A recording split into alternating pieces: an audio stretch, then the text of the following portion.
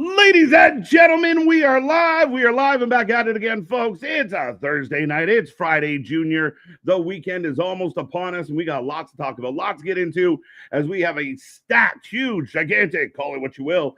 But we have 4 shows, 1 stream, 2 beautiful hosts, and it's going to be a fun one here tonight. We got all the cards. We got all the matches. We're going to break it all down. We're going to give you our predictions. Get in that chat. Don't be quiet. Don't be shy. Make sure you strap in, strap on, grab your snacks, grab your feel good, and let's go.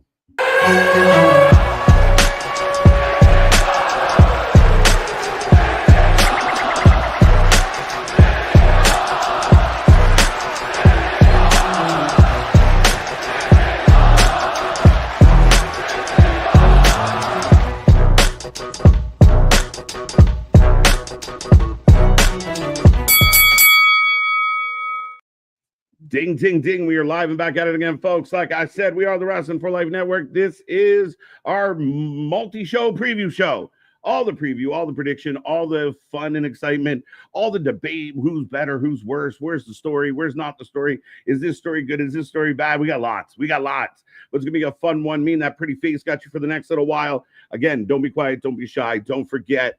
We are here all weekend long for all these shows. We will be live. The prediction title will be on the line. So much, but I won't ramble. I will just remind you, I am Mr. Everynight KJ White, the Iron Man of YouTube, and that is Big Nick. Ladies and gentlemen, boys and girls, children of all ages, the Wrestling for Life Network proudly brings to you its YouTube tag stream champions of the world, the Every Night Delight KJ White. I am Big Nick, and yes, my God, before we get into all the predictions and everything, have you seen the discourse of, I'm going to watch this show. I don't really want to watch that show. I'm going to watch these couple shows. I only want to watch this. I only care about that. I've seen it. I mean, we put up a meme about it, Nick, and we kind of got a chuckle at the idea of like, listen, both these companies or all these companies have flaws. I don't care about the counter booking. I don't care about any of it right now. I just want to be entertained for this weekend. If I'm going to dedicate this much of my time to these shows, and for a lot of people, time and money, I want them to be good. I'm ready for it. Let's have a good time. I mean, if you tune into NXT and they're having really good matches, but you're an AEW fan, you boo it. If AEW is killing it and you're a WWE fan, do you just sit there with your arms crossed and pout? Like, I don't understand the process. I mean, we're going to get a lot of good shit in the next 4 days, 5 days. Oh, absolutely. Well, in the next 72 hours or so, I feel, if that. Too. And it's even, we're out there for everybody. We're covering everything. Again, like I said, there's even content creators, respectfully. That I'm going to go watch this. I'm only going to watch that. We're getting everything. We're going to full buffet experience. We're going starting at 1 o'clock Eastern Standard Daylight Savings Time. And we don't know when the stream is going to end. We might be here till the end of Evolution, still straight through.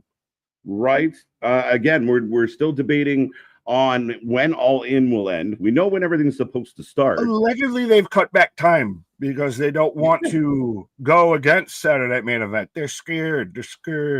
I mean, I would put my main event of my biggest show of the year up against the opening match of Saturday Night Main Event. Wouldn't you be ballsy enough to try that?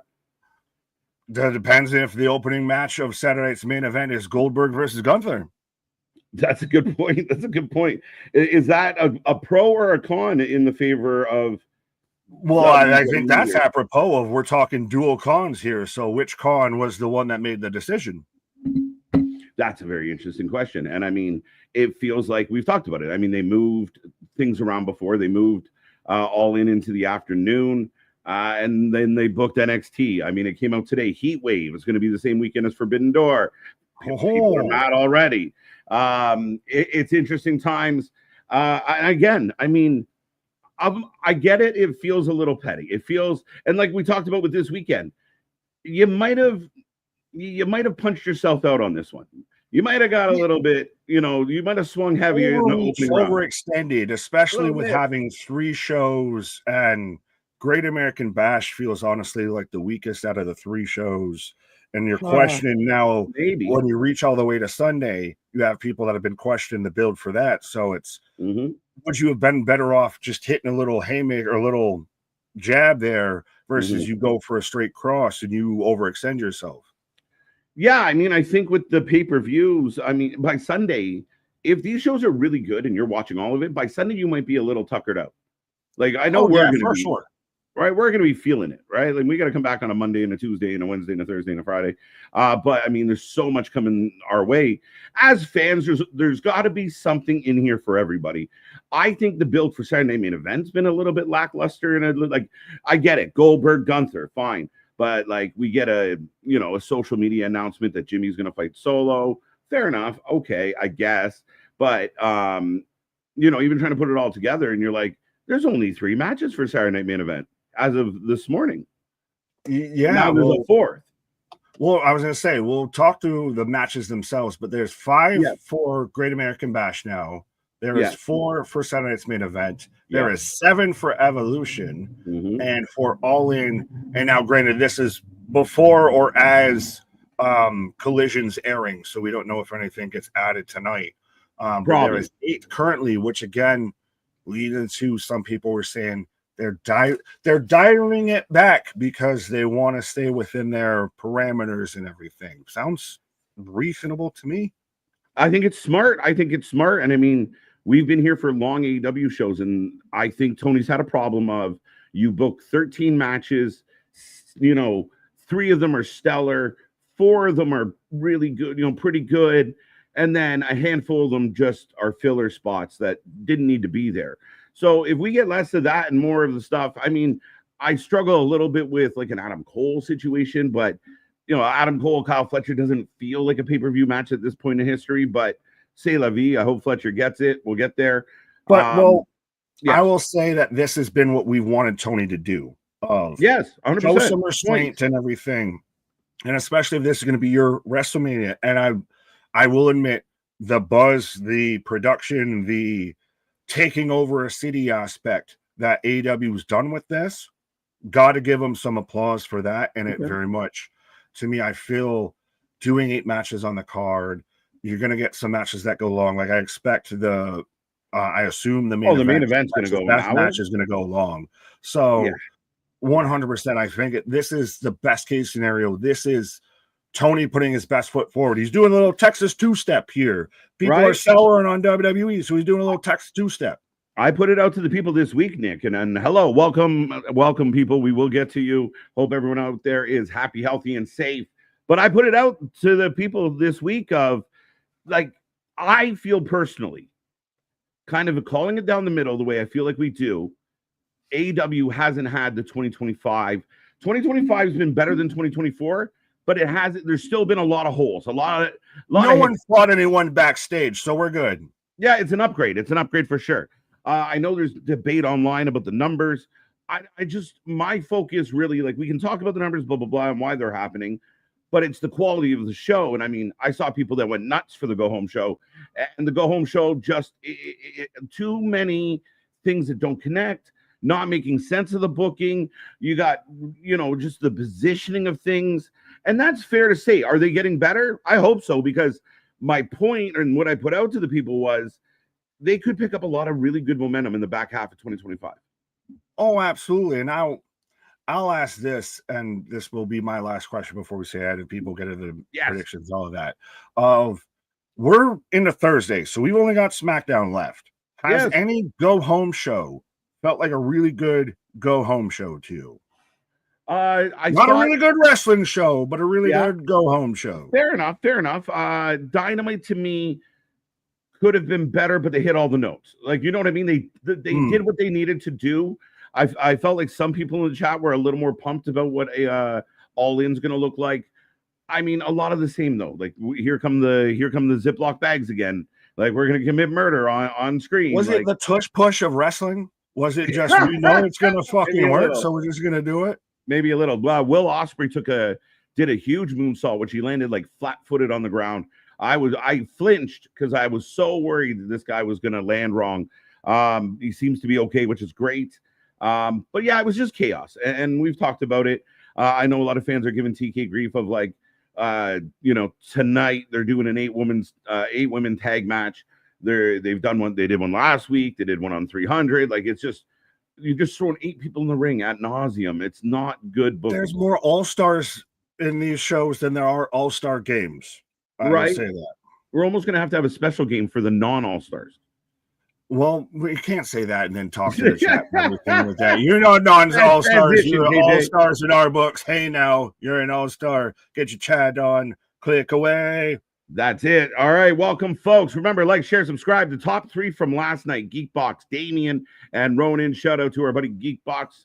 Got in a little dust up on his bike, so hope he's doing well, feeling good. Damien, always the leader of the Hopium tribe. Ronan slides in third.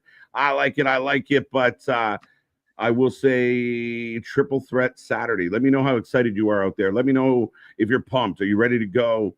And at minimum, are you excited about something? You might not like everything. That's going to be the picky. Are you paying attention only specifically to one show? That's true too. What's up, Kevin? How you doing? Botching. Oh, I like the name. Good evening, everybody. Timmy, let's go. The Wrestling God. How you doing, buddy? Josh, welcome back. TJ.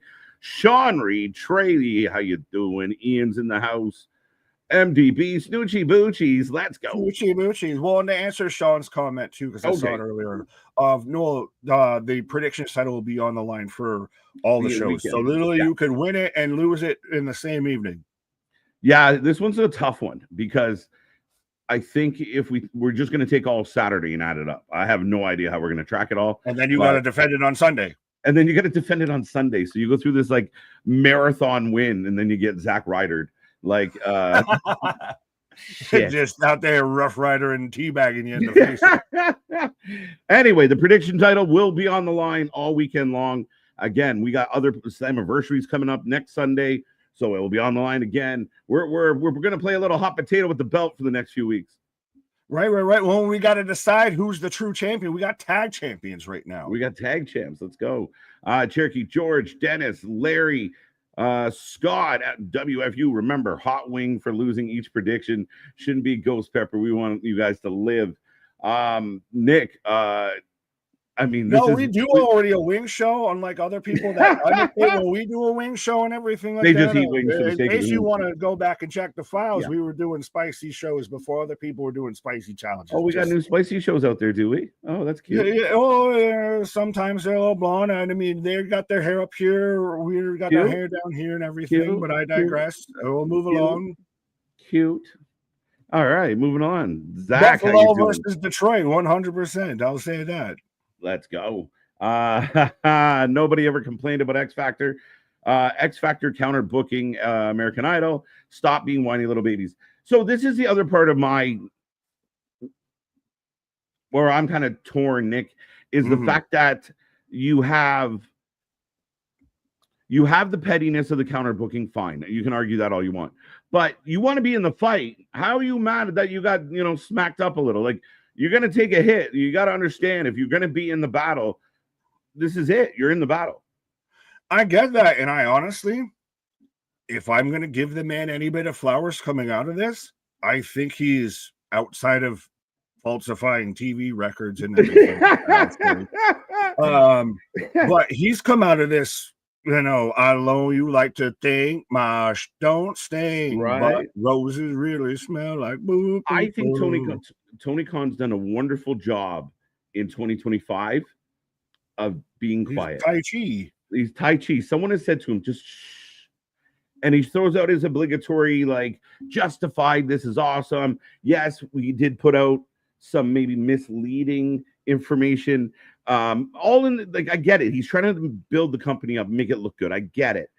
Some of us have to see through it. I apologize to him for that, but that's the way it is. We call it the way it popped up. But yeah, I think that he's found a really good way of kind of just tempering a lot of the public mistakes he was making. Right. And I think that that's why this is the best opportunity for AEW to really, I'll say, leave 2024, early 2025 behind and strike anew, start anew. Because this is when you have, I know we can go back and forth about counter booking of whether it's right, wrong, we should do it, not do it, when you should do it, all of this and everything. Yeah. But when WWE does it and it's not a strong punch, it is not, we hit it out of the park, you hit maybe a baseline single at best. Yeah. Then it gets really now the ball's a bit more in Tony's court because he's coming in as the babyface. You booked against me. The big bad Titan's trying to take me down. And it's 3-on-1 if you look at it on paper, right? Oh, yeah, but I think I will say early predictions, and I'm going to say this to get out loud here first. Yes. I think All In's going to be my favorite show of the weekend. I mean, it really could be. It has the most stuff on it. It's the biggest show of them all. So I'm hoping it does. And to your point, right? Like, the pitcher lays one out over the plate, and you lift that leg, and you go to take that swing. TK has a chance to smash one out, and we'll talk about it in our predictions. But I almost think everything we just talked about forces his hand in the main event. We'll get there. Yeah, fair enough. Ian, how you doing? Wrestling Rants, how are you? Got you. Daniel Berry, Sports Highlights.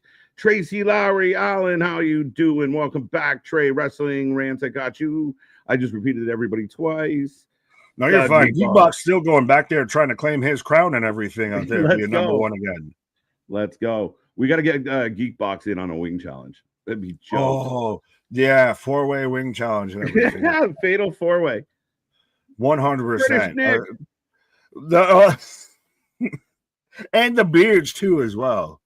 I don't know if the stream can handle both Nicks at the same time. Too much Nicks. Now we can just get, right?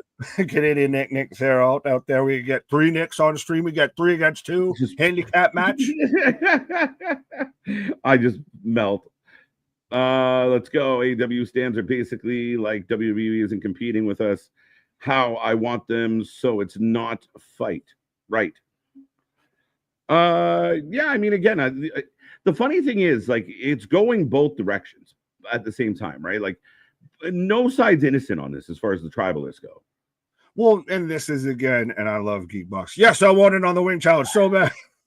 You're gonna pump us, right? He's in a sandbagging son of a bitch. This is nothing. That's gonna be the UK hunts us. Right, this will be the no UK trivia episode. Or UK only. Right. No European or UK questions allowed, and let's go. Right, but back to what we were saying of what was it? Sup fellas told WWE stands, and this is why we've broken away from the IWC because I refuse to listen to tribalists because I have no tribe. One of those, that's aspect of, like I said, I think we're in for an amazing weekend of wrestling and a weird thing that is going to keep happening and coming around. Like, I'm one of those people when people highlight, oh, do you see WWE's going to run like 3 shows all in this one place and everything? I'm like, fucking cool. All right, cool. Because they're taking over an area and everything like that. But yeah, I mean, my biggest concern, and we'll get back to the chat. I know we've been slacking with the WWE, is you don't want to spread yourself too thin. And I feel like this weekend feels a little bit like they bit off more than they could chew. Or maybe it is just like is it just like a touch-up jab? Like, look what we can do. I don't know. I feel like it's a swing and a miss. And I think they kind of wanted to go on the offensive, and it might not have worked out the way they wanted to. They thought they were Mayweather. They ended up Adrian Broner. Yeah, fair enough, right? I do me ing. How you doing? That was so funny. Welcome back, Lady B. Welcome back. Good to see the Geekbox with 5 pounds. Doesn't pounds sound better than dollars? Well, this is your fucking metric conversation and everything all over again. I mean, I don't know. I like my freedom dollars and everything, just like I like my freedom fries and my, Patriot punch and all of that. Right. Let's go. We have to make this one happen. I'm feeling it. Right. Lady B, so we moved from Nikki Spanish to Brit Nick. Yes, we'll have all the Continentals. We are, what was it when it was Rusev and everything like that, when they were all, it was Rusev, Alberto Del Rio, Sheamus, and Wade Barrett. What was that faction name? David, it was. Anyways, but you get what I'm trying to say. But we actually might need to get into some predictions here. Yeah, we were 20 minutes solid on the intro. So welcome to the show, folks. That's a good idea of how this one's going to go. All in Texas is the. We're just going to go in chronological. Thank you, MBB. Sorry. We're gonna go in chronological order as far as start times go. So I think I got this correct, but we're going to start with All In. 0 Hour goes live at 1 p.m. So we will be here live for 0 Hour, 2 hour, 0 Hour, plus NXT's kicking off at 2. So we're here all day long, folks. Don't miss a beat. Be a friend, tell a friend.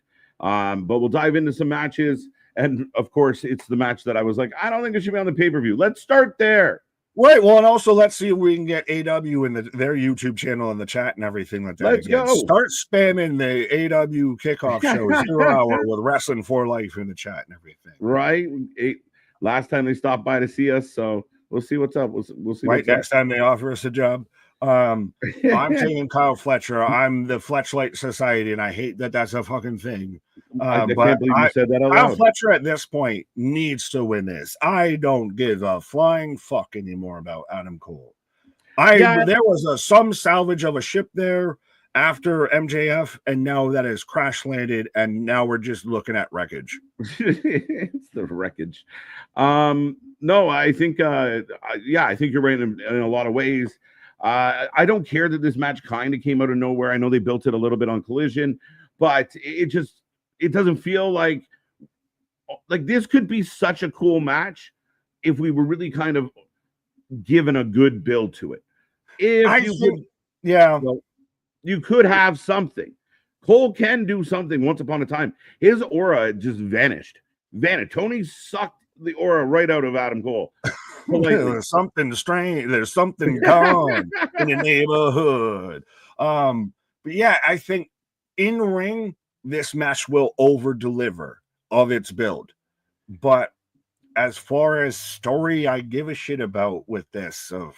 I just want Adam Cole at this point to go away. I don't want the Paragon. I want a paradigm shift away from the Paragon. Could this match overachieve and kind of give Adam Cole a little bit of a vibe if this is a really, really good match for him? Or is he just for about 2 weeks? If that. How long is it when they air the next Dynamite? About a week, about 7 days, 6 days, maybe. Yeah, I agree with you. Give it to Fletcher. I think Fletcher and Takeshita are two of the most underutilized talent on the roster. So I mean, listen, it's a line. It's almost turning into like the Beetlejuice waiting room. There's a line, but he, I mean, ultimately, just have a really good match. I hope it's a really good match. And with all the other shit planned for later, I don't want to see all of Paragon show up. I don't want to see all of Callis family show up. We're going to get a lot of that later on. Just have these guys have a really good match in the ring, bell to bell. Beautiful. That's the thing. Well, I was gonna say, so we're talking Beetlejuice. Did Adam Cole get the shrunken body instead of the shrunken head? Right. But bell to bell in ring, this could be match of the night still. 100% because these two guys can go.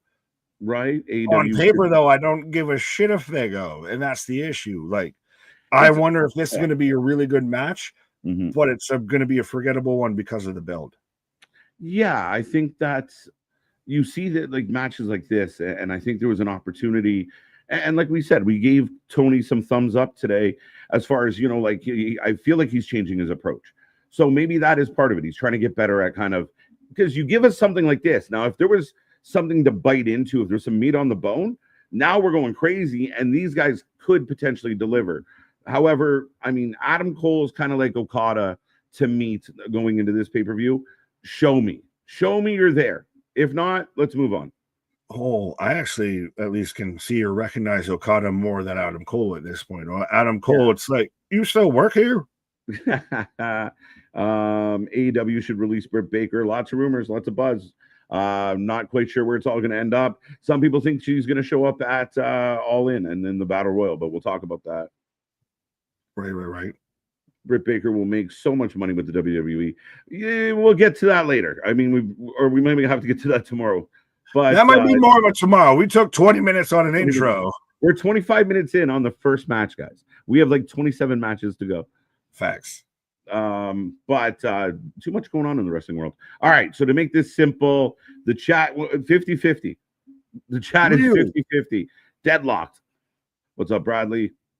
I can't believe a deadlock on this because this to me screams. You going Fletch? Yeah, this screams Kyle Fletcher. Absolutely. What momentum does Adam Cole have? I don't know. And the Paragon thing has no life. Right? Adam Cole's been living off of NXT Adam Cole for fucking 4 years now. Let's be honest, at least around about that. Just on the name, right? You're right. At best, even when he was out there, Kangaroo with Roderick Strong and everything like that. At least it was something more Adam Cole hasn't been Adam Cole in a hot fucking minute. It's very true. Scorpio Sky came back with a faction. Yeah, so Scorpio Sky's back. We'll talk about this tomorrow as well, or probably on Saturday.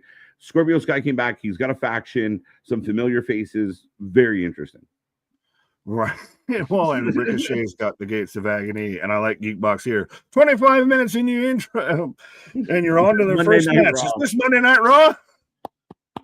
Well played, sir. Well played. All right, speeding up a little, which this match is not going to allow us to do. No. 30 women casino gauntlet match.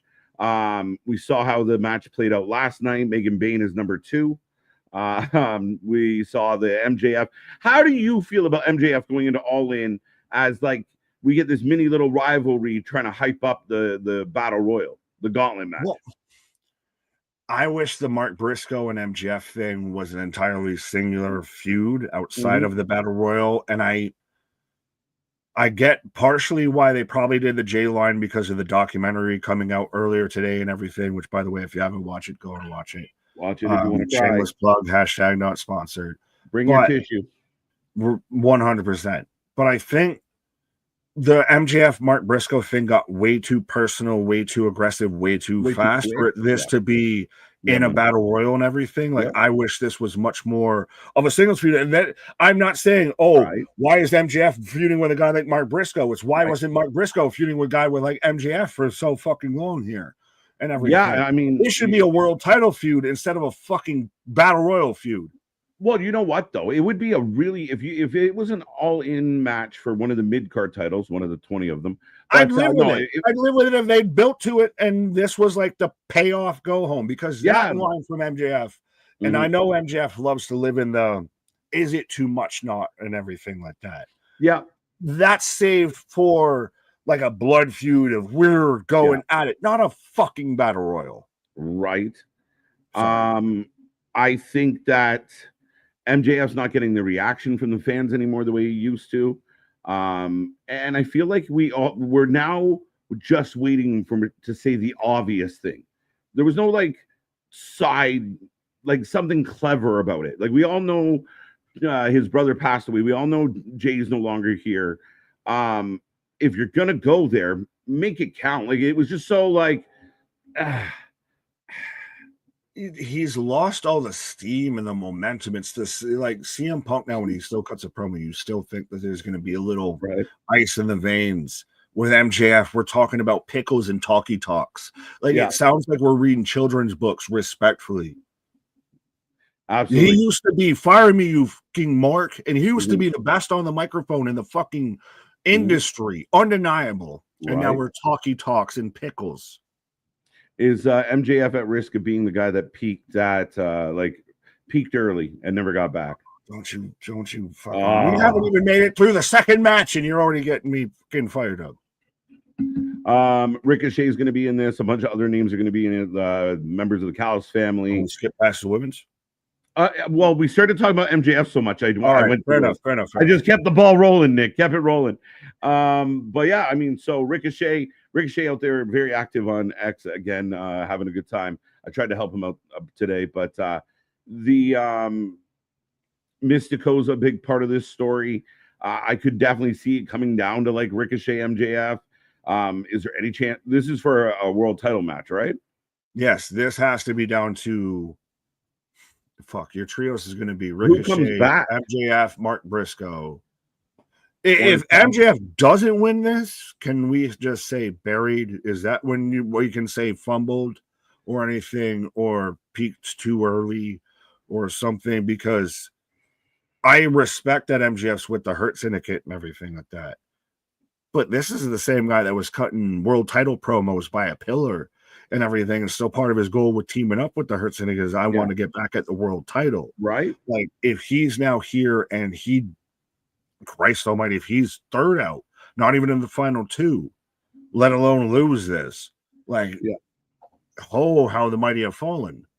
I'm just trying to double check and see if there's anyone else listed for this match that I was not aware of, but no, just TBD. I don't know if it's listed anywhere. Who else is going to be in it? I'm sure we're going to get Daniel Garcia. Who comes back? Well, that's what I was clicking on. Of MVB says nice. Kill Switch and everything like that. Jack Perry. Jack Perry would be honestly someone who could win this that I would be okay with. Yes, where the fuck has he been? He been hanging out, just hanging out. Down the street doing the same old thing he did last week. But I think that Orange Cassidy is a good candidate to pop up here. Yeah. Or does he show up in like the Moxley side of things? This is the culmination. Everybody Moxley hurt shows up. They do like the Rock.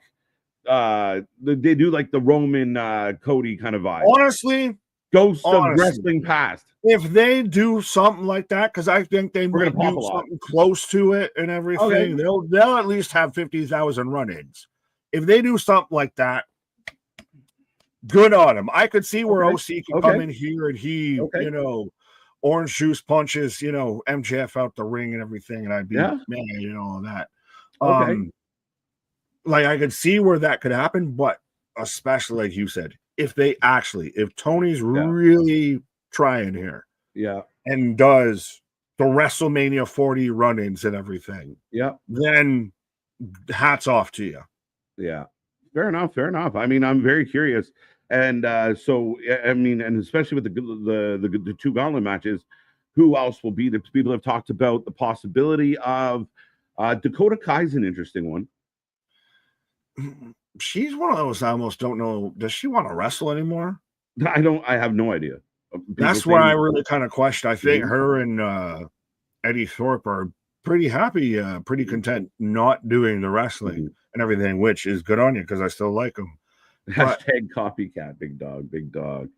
Hashtag, that happens. Any prediction? Are you going MJF for the Battle Royal or for the Gauntlet?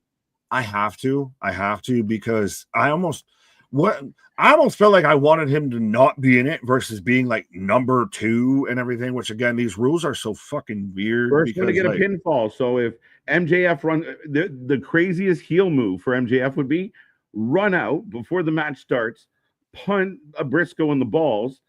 When the match starts, get a quick pin, and everyone else can't come out. The match is over. The first 2, we're done.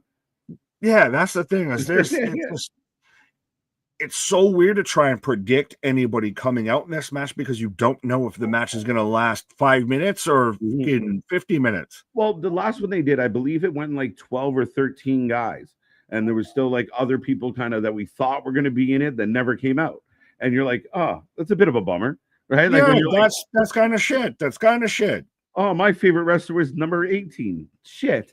Son of a bitch. So it's interesting in that way. It's a bit of a reverse battle royal, if you will. Could you see? I like this though from RM. Could you see Darby winning? That's to me, that's a very strong dark horse. I really think because we talked about how do you get Darby back into the mix? Well, he wins this and he's instantly pushed towards either Hangman or Moxley. We'll talk about that momentarily. But yeah, I could see Darby being the guy. Like he'll get a gigantic pop and he wins it. He finds a way to win it. Right. Lastly, 2 nights in a row, Tony Khan paid for Bush. But only 2? No, that's normally. Anyways, winning is the only thing that can save MJF. Yeah, that's the thing. Is like, you think MJF, so? I have to pick MJF here because if he loses, what's next for him? Right. Like if he loses, again, you were the chosen one. You were supposed to be the guy this company was built around. You were a pillar, and now you've been a pillar of salt in a fucking ocean with this shit. And you know what? Just because it is what it is, I'm gonna pick Ricochet. Fuck you, bald bitch. Sorry, I do. Oh man, I'm gonna pick Ricochet. I think he doesn't have the best of odds. I think Mystico could win it just to surprise everybody. Because he, according to somebody, he's like one of the world's biggest draw. Get us fuck out of here. But anyway, moving on.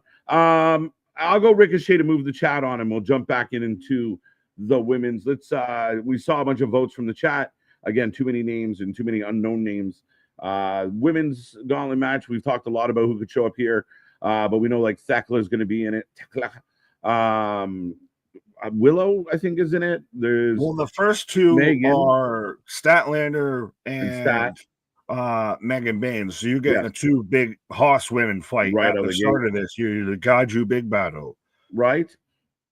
Is there a surprise to you, like we talked about in the last one? Like, does a Britt Baker come back in this? Does a Jamie Hayter, who's been kind of sidelined, anything like that? Any surprise here? I could see Jamie Hayter showing up. I can't see her winning though, and I don't know if they would get the biggest of reactions if she did win. That's my concern with Jamie. Again, I mean, Dakota Kai is kind of an interesting name because again, if somebody's knocking on your door offering you a pretty penny, somebody said Athena. Athena would be very interesting. She's kind of my pick for that. I think if you're going to do it, because I know she's on Supercard of Honor versus Thunder Rosa, and a lot of people maybe this is why you're using her for your promotion, but you won't put her on the fucking show, right? Yeah. Okay, so Robert confirming it. So she's still under contract till August. There you go. Well, that's so surprising because BG's fine. Isla, I'll pop for Isla. I'm sorry. That's go Tony go on that one. There's been plenty of talks. There's been a lot of smoke and maybe not some fire, but I'm not even mad. I'm not even mad if it's just Mercedes' next victim. Just I'm happy to see her. There you go. Good news.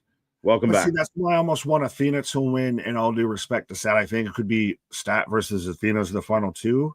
But Athena wins, and Athena might be somebody who could actually derail the Monet train. She's earned it. She's earned it. And I didn't like what they did with her. I think if she was going to take an L, you have to build to that L. You have to make it a big deal. You got to praise her. You got to tell people like, man, she's had that belt for, over 500 days. She's been a terror. People were mad that she was so rough. Like, sell it all. And for her to take that L broke my heart for the girl. Yeah, well, it's one of those of, all right, Mercedes, well, you've been on record of saying allegedly you were willing to work with her and everything like that. So let's see how that actually plays out then here. Call your bluff. Let's see who has the creative control. Right. It's saying keep Dakota away. She's a charisma hole. See, I mean, Wesley, I mean, I don't know if I'd go that far. I get why the WWE would be okay parting ways with her. To be honest, it was to me more injuries than anything. It was more of, all right, you're a talent, but I can't ever use you. We're sports fans. Of how many times have you had a guy on the team or whatever that I'd love to use you? Right, you're great on this line or whatever, but you just can't stay on the fucking ice. What have you? Right. Thekla's been a bust. They haven't handled Thekla's onboarding very well. Put it that way. It's been 2-3 matches. What is the standard now of how many matches before we call a bust? Is it 5 or bust? Okay, so bust is strong, but her introduction to AEW has been a bust. Like, it's the intro segment here. They botched her debut. They haven't booked her strong. It's been odd. Is she victim of? She's been dealing with Queen Aminata, and she was supposed to be going against Jamie Hayter. Yeah. I'm not doing any shit. I know you agree. Aminata. I'm just asking a question. No, I agree. I think with Aminata, or sorry, with Thekla, it's just you. I don't know. There's this like hesitation or I don't want to say resistance, but they don't feel like they want to bring someone in and make them feel like a star. Like they it's almost like you gotta like walk the line. You can't just like bring someone in, with the exception of Mercedes, to be that superstar out of the gate. I keep a close watch on the star of mine. I don't think it's been that's to me, that's the same conversation of saying Blake Monroe's been a bust so far. Like, it's one of those motherfucker, they haven't even you haven't made it through a full couple games here. What the fuck are we talking about? Yeah, no, I mean, again, I would agree that bust probably she's got a lot of runway. Don't fret yet if they can correct this. But as far as like you talk about Blake Monroe, I think if you compared Blake Blake's intro to NXT to Tekla's in AEW, Blake feels like a star. Feels like she can compete at the top. They make her feel big. They presented her big. That's how Thekla should feel. But what did you want to throw her into the fucking black hole, the star that is Mercedes Moné? Hey, what do you say? They might be sacrificing their biggest star in their women's division to that star. Right. To that Death Star. Yeah, the last thing I'll say about it, Nick, is I think this is the victim of the kind of the Mercedes complex right now of not just Mercedes, but Tony as well. But your top end is kind of held hostage a little bit. You have a lot of talented women that could probably produce really good matches. We've seen some of them do it that are kind of being held back. And it really is the ultimate victim of a lack of women's mid-card.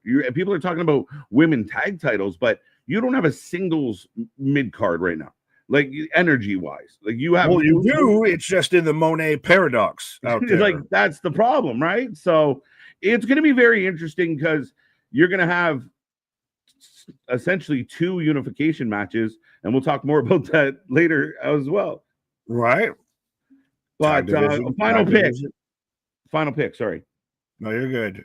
Just for all of that, just to fucking spite you and everybody, Tekla. Oh wow.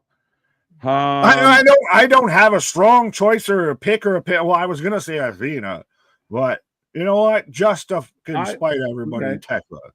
Then I'll hijack Athena. Then I like Athena as a pick. I think it's a really good.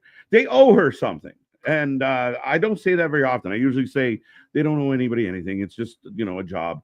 But yeah, I mean it's crazy. Right. All right, let's move on. I will put the poll up for this one. Nick, you can go through the wonderful teams for this one. So we've got the AEW World Tag Team Championships on the line right now, as we've got the Hurt Syndicate taking on the patriarchy of Christian Cage and Nick Wayne, and we've also got Jet Speed of Kevin Knight and Mike Bailey.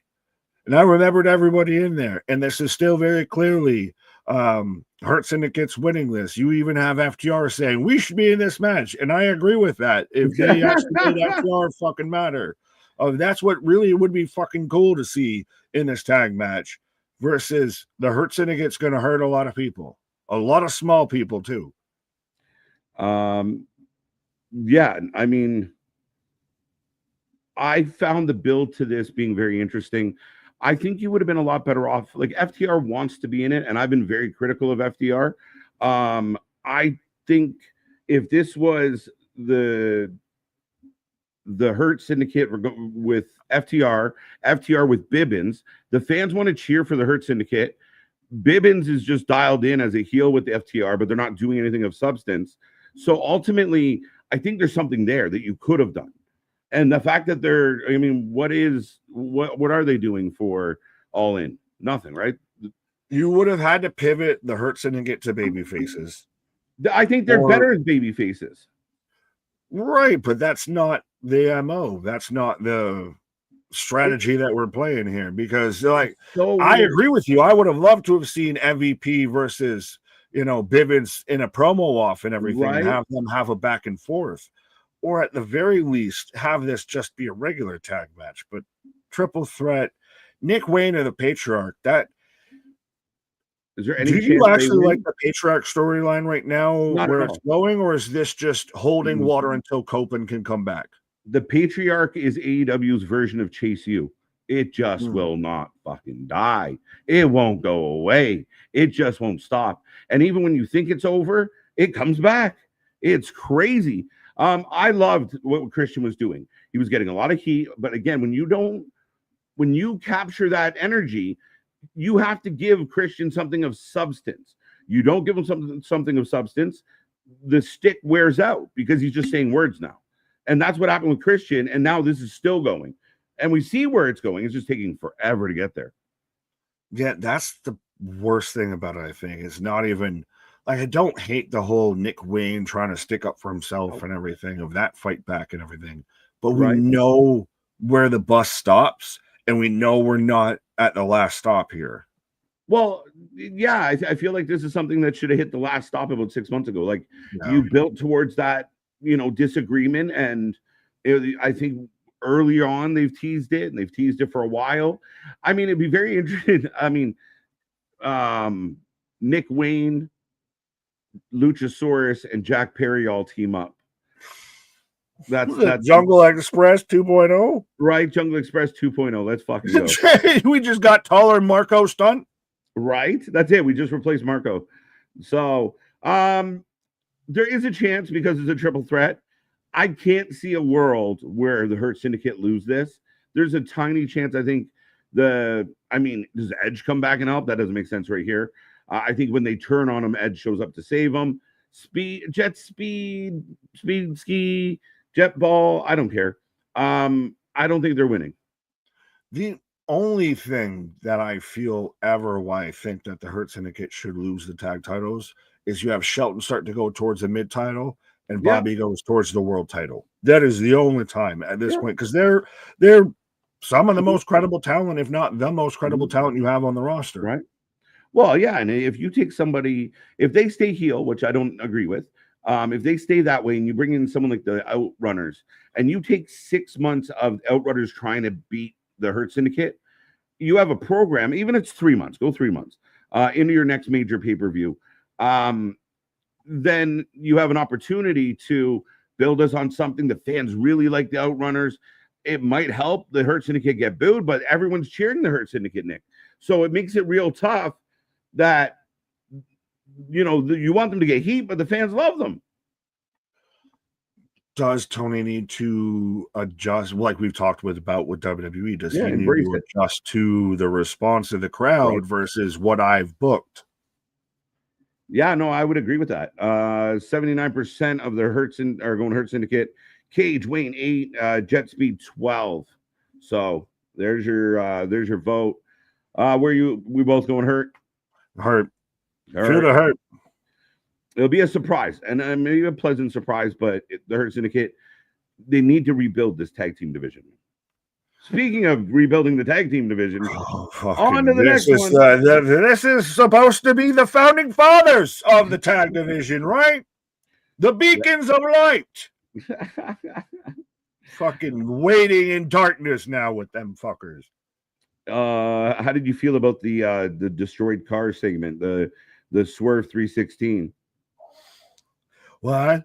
And again, it's now the Bucks out here with the fucking Ziploc bags and everything. It's like, we weren't over before, so again, we'll just lead you on to what might be over here. They're ticks on the fucking their lice of wrestling. They just stick to a fucking warm body. It's starting to feel like here, right? Listen, and I say that, and I will say this, and I'm saying I'm not shitting on them or anything as far as their talent or anything. I'm saying as far as right now how they're presenting everything. I don't give a shit about them. I don't care about them being EVPs or anything like that. I think the whole storyline of we won't challenge for world titles for a year. It's fucking stupid. That's like you betting your neighbor's fucking furniture, against me. Oh, I bet my neighbor's couch that the Bills win. There is so much with this. They have gone so down far the fucking river with this that they haven't been able to try and dial it back. They're just out there sailing in the ocean when they really could have dialed this back and be the heel assholes. They could have been the authority gimmick. It's there, Nick. I've said this a couple times now on stream of it's there. Like the premise, the idea, if they had just grown up and acted like men that are in their middle age, if they would just act like adults, and again, they can be a little bit sarcastic, but everything, even last night, how are we going to financially recover from this? And wrong answer. Why'd you say that? Like, can we start again? Why are we making references from 2017, motherfuckers? What are you, Vince McMahon? Fucking get with the times. So, ultimately, I think that there's something really here. The stipulation makes no sense because the EVPs rarely, like once in a blue moon, they flex a little power. Like they made Osprey and Swerve fight early a couple weeks ago. But there's been no conversations or on screen with either Tony or somebody that represents Tony. They tried it with Christopher Daniels. It flopped. But they just don't feel serious. They don't. And if they could just mature in their behavior, this could work. This could be good. They have taken two failed storylines and mashed them together and Frankenstein them and hope they fucking work. They've taken the EVPs taking over with Okada and we Meltzer driver Tony Khan and everything. Right. And they just fucked off with that for a little bit because they didn't like it and everything. And then the Moxley Death Riders thing came up and that needs to be put down at this point. And now we're just Frankensteining everything together. And it, like, that's the thing is we've talked about this. If you really, for everybody that wants to think, oh, we're just hating on AEW. No, if you want to get long-term storytelling, Moxley should be fighting against the Young Bucks because that's the fucking establishment that built everything he's fucking fighting against. They're the fucking walking poster kids for the guys that Moxley hates for fucking up the company. They're the poster child for that. It is the fucking when the Undertaker joined the fucking the Authority with Vince McMahon and everything like that. Yeah. But ultimately, here's the thing, people. And I know what you heard the criticisms, you heard our opinions. Ospreay and Swerve are two of the best wrestlers in the world. They're in the top 10 for sure right now, both of them, I believe. And they could be carrying this company. I've said for a long time, Swerve should be the Jey Uso of AEW. And I mean that respectively. And I just mean it in the sense that he could be the guy that when he walks out, everybody stands. He's in the crowd with them and everybody's swerving. You make it a big deal. Dude, we've seen the videos of him going to indie shows and that whole building's swaying, but you don't get that reaction for him. They like him, but he's not that guy. And he has a chance to be that guy. Ospreay's your heart and soul. So that's the good side of the coin. Yeah, well, and thank you, Big Dog. Yes, the corporate ministry. But yeah, well, Swerve's a little bit more your Stone Cold Steve Austin. Why? Does that make Hangman Adam Page your Dwayne The Rock Johnson? Right. I guess. Well, no, to me, the biggest thing is, they're going to fight over the EVPs. All right. Maybe they might lose. All right. The second they add the whole stipulation of neither one of us will challenge for a world title for a year. No, I say nay, because what about John? Sorry, Nick. What about the theory that the stipulation, the Bucks win, and it protects whoever's champion from people wanting one of these two to go after them? Because they have to. If Ospreay, you want to know who this last person that couldn't win a title for a year plus and everything? His name is Cody Raheem Rhodes. You want to know what he is? Cody Rhodes. Right. Yeah. No, I expect Will Ospreay to, if not be champion walking into Wembley, being champion walking out of Wembley. So no, we're not doing none of this. Can't challenge for a world title shit in a year. I thought, honestly, this match was going to be Ospreay versus Swerve to see who would take on the winner of Moxley versus Hangman. We talked about that a lot, you and I believe that could have been a wicked match. Now, to add to this, and I know, again, critical of the Bucks, and I'm just being honest because of the position they're in. And again, it's really constructive. We're both saying they could do it. They just it could have been fucking cool. It just ain't. But ultimately, son of a bitch. Sorry. That one got me. You were saying about the Bucks and how it could have been something, but it ain't. It could be something. This match is going to cook, though. This match could be match of the night. Well, and that's always the double-edged sword that AEW walks. And especially I like now with them maybe training back the card and everything. If you're going to have a stat deck of I can play down nothing but aces the whole fucking hand and everything, great on you. But it's when you throw an ace and then a two of fucking clubs and everything out of the fucking blue, and it fucks the shit up there. And the pacing. I'm hoping that AEW All In will be one of those you're wishing for a fucking commercial break or a pause to catch the breath from and everything. Right. Absolutely. I mean, I think that would be ideal. So this one is interesting. I think I mean, I feel like we keep picking the same people, but I guess we're both going team babyface. We have to. Right? That's the thing is, I could have made a case the other way, but once they added that second stipulation, hands forced. Right. Trey, I will riot. Let's go. I love that. After all the mistakes we made with Cody and AEW, not a single booking lesson was learned. Oops. You got to learn. You got to learn. Almost like when you have people fight twice backstage. And it's the same person, everything you don't watch. Right. But so that's it. I mean, I think the chat is 53% bucks. Oh, they just want to see us arguing, yo. Cheers to all the people on vitamins here tonight. Thank you.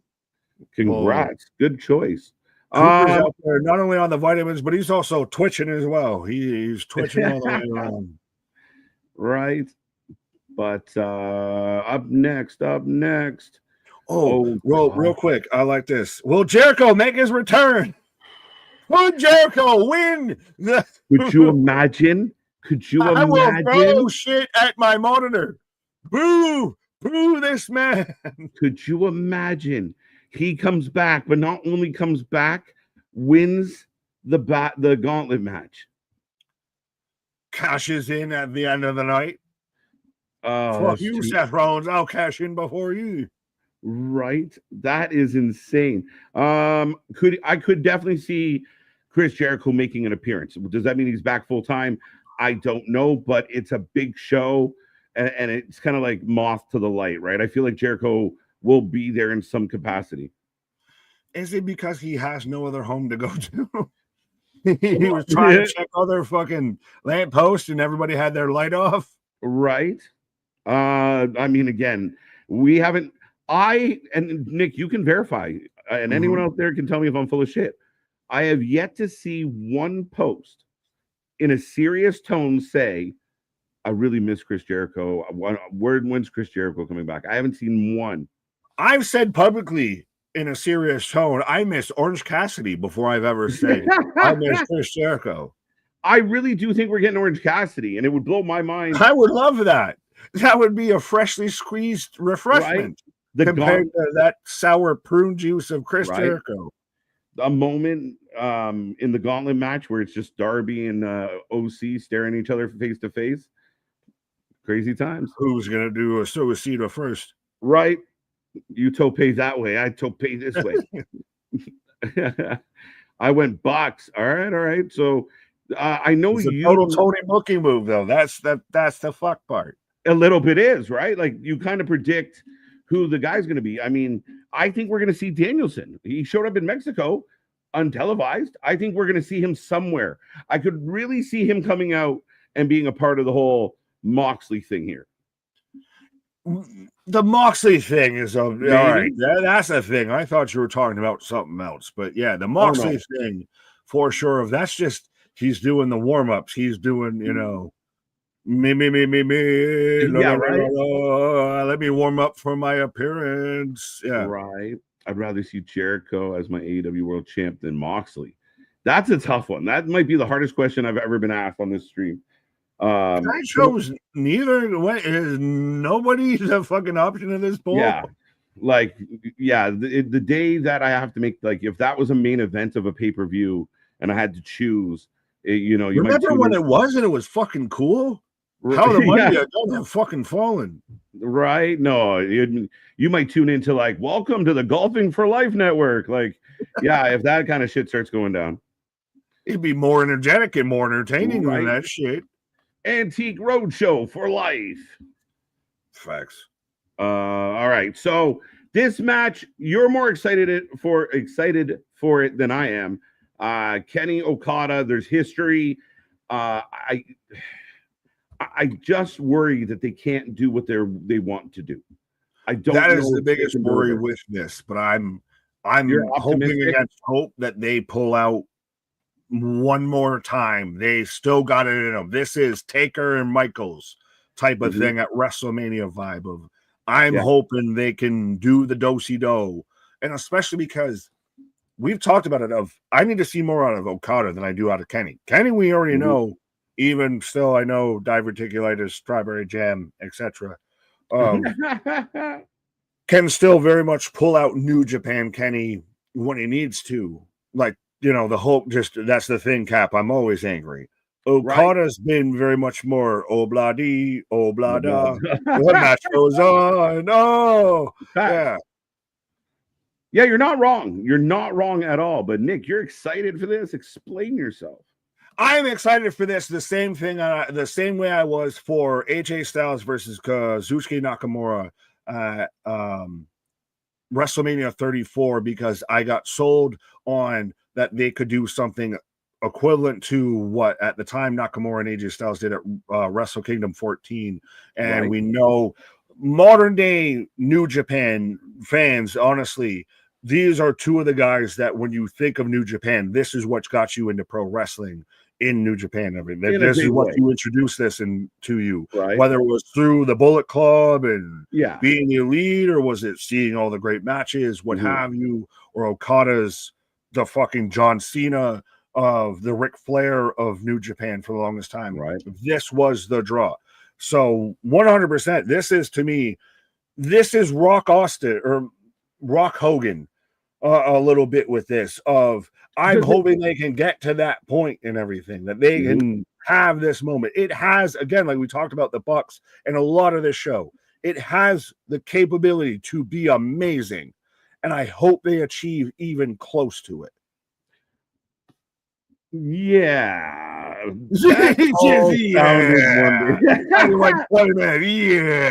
But I listen, I agree with, I don't disagree with what you're saying. I'm just a little more half empty than you are half full. Well, no, and that's the difference of I'm the New Japan Smark, you're not, and all of that. Fair enough. I like these two guys. I love the matches they've had in the past. Could they find a way to deliver some magic? I think so. I think a lot of this hinges on Okada. Does Okada have another gear? Has he been saving it up? That's the biggest thing, is we know what Kenny can do. Okada is the fulcrum of this match and everything. Everything relies on how he goes. And I think this show was built around 3 matches. This is the first of the 3 matches this show was built around. For sure. And again, I mean, Okada's been there before. Like, I'm not as good as I once was, but I'm good once as I ever was. As I ever was. Right? Like, that's what we're hoping for from Okada. This is the match to me that I think I'll be sitting here going, okay, they did it or they didn't do it, but this is the one match I have the lowest. Is this your make or break? Your make or break on the show? A low expectation. Like, they can really overachieve with this one if it's good. See, I got friends in low play. So we're both going Kenny. I'm going Kenny. I'm hoping is my match of the night, match of the weekend. Like, I know I am going full fucking bread in the basket, full board on that one. I'm super excited just because of, again, what it was, what it could be. Okay. I'm not. I get the resentment or the hesitation of what it might be, but I want it to be what it could be. Yeah.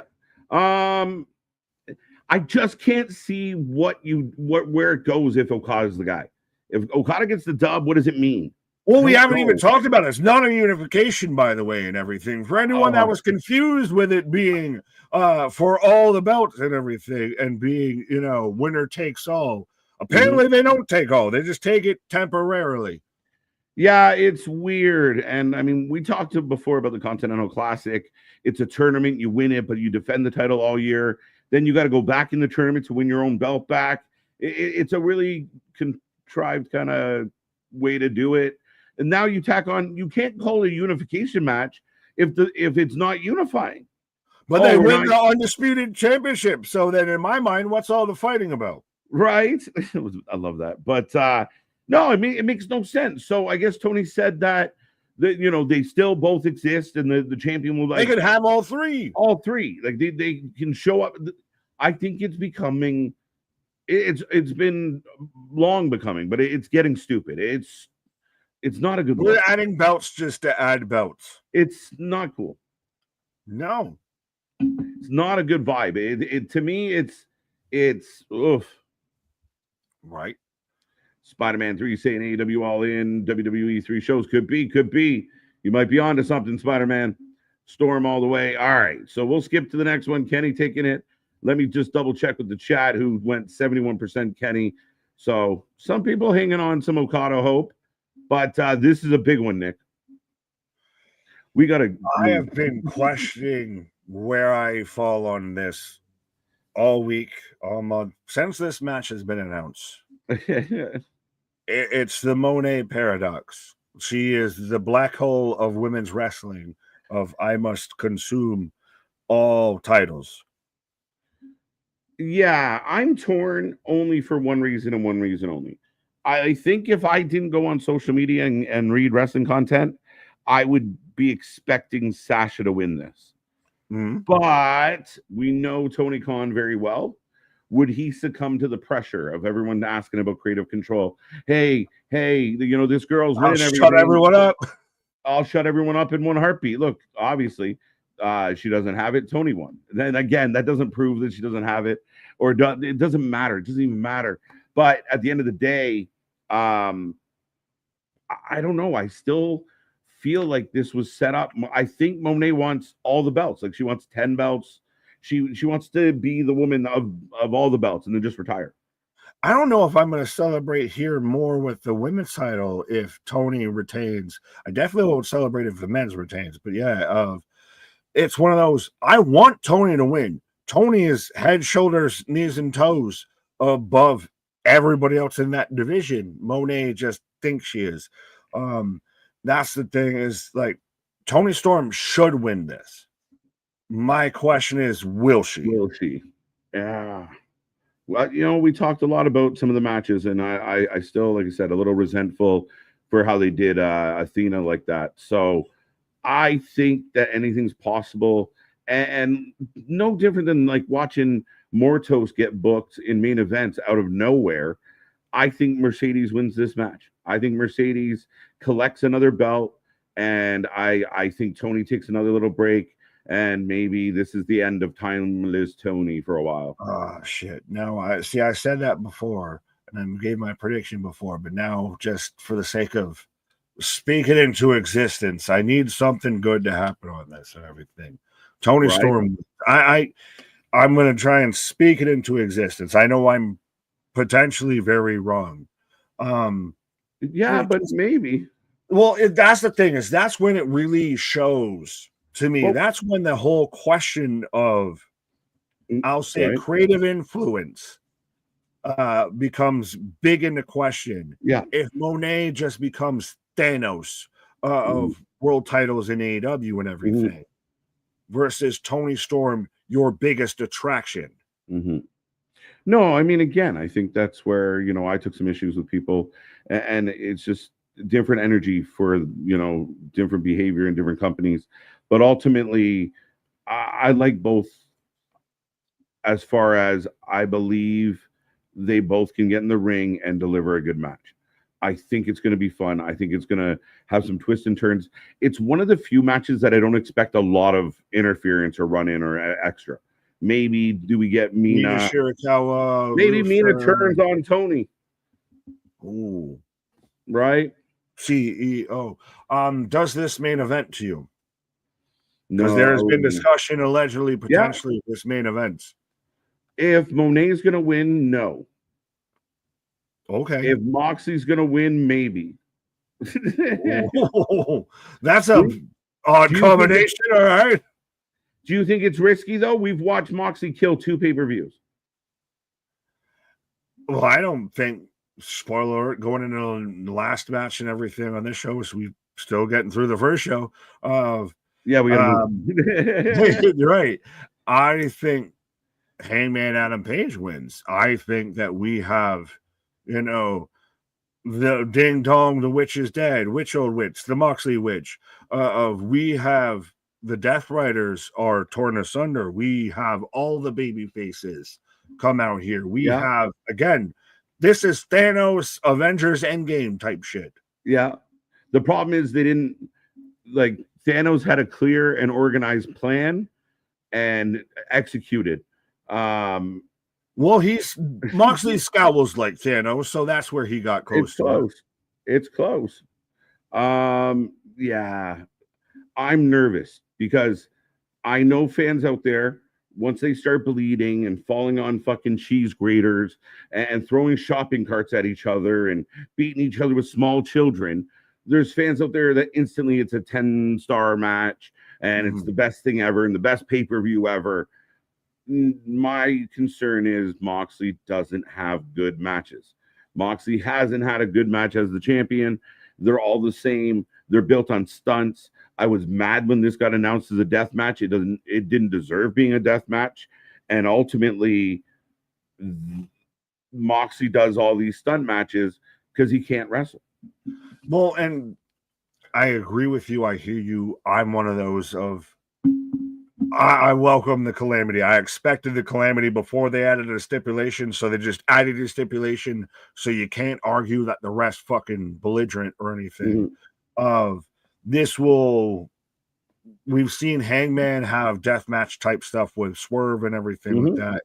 It'll go akin to that. Moxley will go GCW vibe of, we'll get all the runouts and everything like that. It's going to be everybody. Right. I think, like I said, this will be Thanos. You have to take down the big bad. You'll probably still see the Young Bucks come out. You'll probably still see Claudio and that Shaggy Dog Wheeler Yuta pop up and everything. Yeah, well, they brought back Gabe Kidd again. The weirdest cameos ever. I don't get it. Stop ruining Gabe Kidd. Stop ruining Gabe Kidd. I don't get it. Right, but I think we'll get we might get an OC then. We might get a Darby during this run. I wouldn't be, maybe with his rehab and everything, I'd be really surprised and overjoyed if we got like an Eddie Kingston or anything. Like, I think this is where we're gonna get the happy Avengers. We're gonna get Willow shows up to take out Marina Shafir and all that. We're in the end game now. Yeah. Okay. And they have to pull it off, because I'd hate for All In to be a really good pay-per-view and another bad main event under Moxley. But that's where I think I see you halfway going on Moxley retains. I don't want to put words in your mouth or anything like that. But even if that's a possibility I think they have to go of this deads a lot of stories. This is, we're starting fresh. This is clean slate program. Our belt after this. You're right. That's the thing, is now we start clean slate fresh of Ding Dong, the Moxley's dead, all of that. If Moxley retains here, I would almost expect trash to get thrown in the ring. This is why I've been saying for weeks, Moxley's going to retain. I have a feeling they're saving Moxley for Darby, because Darby Page doesn't really make sense. But I just made up all of that in my head, so I don't know why I was that committed to it overall. Oh, that's what he does. That's what Tony does. Right. But I think you have to end the show in a holy, happy fucking moment. Just like fun, good time, celebration. If Moxley wins, and it's just a kerfuffle, but Moxley finds a way to win, you are going to deaden that crowd. 20,000 people are going to go fucking home. But do you do that for the biggest go away heat? Like, that's why I'm saying of you would literally get people throwing trash. Now. I think they've done it before. We've seen it with Moxley. Don't do it this time. You know what I mean? Like, this is the show on this weekend where you got 3 shows up against you. Send everyone out. Like, send the whole world pictures of a giant celebration, a giant party, and a packed house all celebrating to go off the air. You break the camel's back if you because where do you go after that? You go into Swerve Ospreay, that they may not be able to challenge for a world title for a year, and you just get too spirally into it. Continues the terrible Death Riders angle. You need to just clean slate this whole fucking project. The only way that doesn't happen, Nick, is if behind closed doors, Tony Khan is enjoying the Death Rider stuff and doesn't want to stop it. I know we talk all the time about, it's it doesn't work. It's not strong. It hasn't been good. And I mean, what are we going to do? Well, Will Washington fucking Jerry Lynn, I know your agent's back there and everything like that. God damn it, Excalibur. Tony Schiavone, have a fucking spinal cord for once. Shake this man up and say, the Death Riders gimmick isn't working anymore. Just fucking end it. Give it up. That's the thing is you have Hangman Page, and I've seen people say, well, you don't get as good of a hero of Hangman Page if he doesn't have a great villain to work with. Mm-mm. No, it's just we want this fucking shit to end. So we'll cheer for anybody. Anybody's a fucking hero now. Just end it, kill it, die. Bill the janitor could be the hero of this one, Nick. It's crazy. It's gone too long. Right. It hasn't worked. But I think it's going to be a good show. There's a lot that can really carry it. And if they can pull off the main event, you're set. You're good to go. You're great. I think this has the biggest potential. And I worry that this would be the biggest letdown. I think it has the strongest potential to be the best show, has the odds-on favorite to run away with this weekend. Mm-hmm. But if it fumbles, it's going to fumble fucking hard. Well, that's what, and we talked about this at the top of the show of you're getting a big juicy one over the plate. You better hit it. You got to fucking connect. And if you follow this one off, you're going to feel like a dick for a little while. Right. I don't even care if it's a sacrifice fly, motherfucker. Just get it out of the infield. Right. Moxley wins, and they're sending people home fed up instead of angry, but buzzing. Best ending is the Riders turn on Moxley and cost him. Somehow we end up all out. Yeah, I mean, and I love that, and that would be interesting, but they haven't given us any signs that the Death Riders want to break up or have issues. I really think it's just going to be the Avengers. Every fucking baby face that's ever been in the company is going to come out and punch Moxley in the face. Right, 100%. It's going to be dun dun. Like, that's the thing is no one's out here really booking of like, and so the Death Riders win. We're all fantasy booking of like, so then he loses and then loses again and loses some more. Right, Swerve cost Hangman. I don't think so, Richard. He's preoccupied, and I think he's far removed. I don't think that would be the right play here. It would be that would be some Marvel fucking right. You just had Swerve on the hero team. You can't do that. I was playing a villain all along. He's Baron Zemo out there. All right, Nick. We've been long-winded tonight. Wait, let's try. Too. But this one's gonna be a little quicker, less matches. The second show that kicks off, we will be here live for both folks. It should be a fun one. Lots going on. They're overlapping multiple screens. And yeah, NXT, I think it's going to be okay. I mean, the TNA title is on the line. You got to, well, no, you were stammering and stuttering and everything because you hadn't had your little can of Trick NA out there, everybody's favorite non-alcoholic beverage out there because man's, TNA World Title Champion and everything. But yes. This is a contract signing, I believe. Yes. Thank you. Yeah, and I've said it for the longest time. I think Mike Santana is the new face of TNA. Of all due respect to Joe Hendry, I think WWE's all but primed and propered him of they're just waiting for him to run out his contract and they'll sign him over. Mike Santana is gonna kind of become that new gritty, and it's also interesting that now we're in this discussion closely around this of TNA might be fighting for a new or a first time ever kind of real TV deal and all that. Yeah, I think that's huge news, and we talked about it. It's kind of it really gives them a fighting argument to be number two and make a lot of progress. I mean, people were showing AEW and TNA ticket sales are getting close, getting neck and neck. Some shows have done a lot better. The building they're currently going to, TNA did 4,000 in that building but a few months ago. So I like this for TNA. I hope they get a TV contract. The contract signing will be a part of NXT. As much as I don't love contract signings on a PLE, I think this will be all right. We'll a little bit of a palate cleanser. Who goes through the table?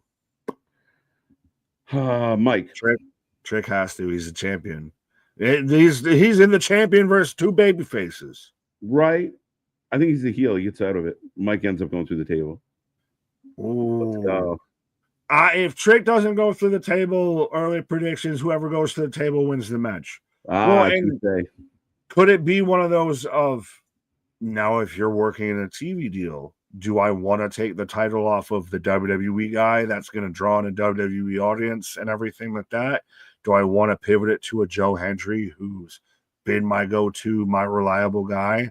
Or is the TV deal dependent on, we're going to make a new babyface, a new star, we're going to make an impact, literally, pun intended, of Mike Santana?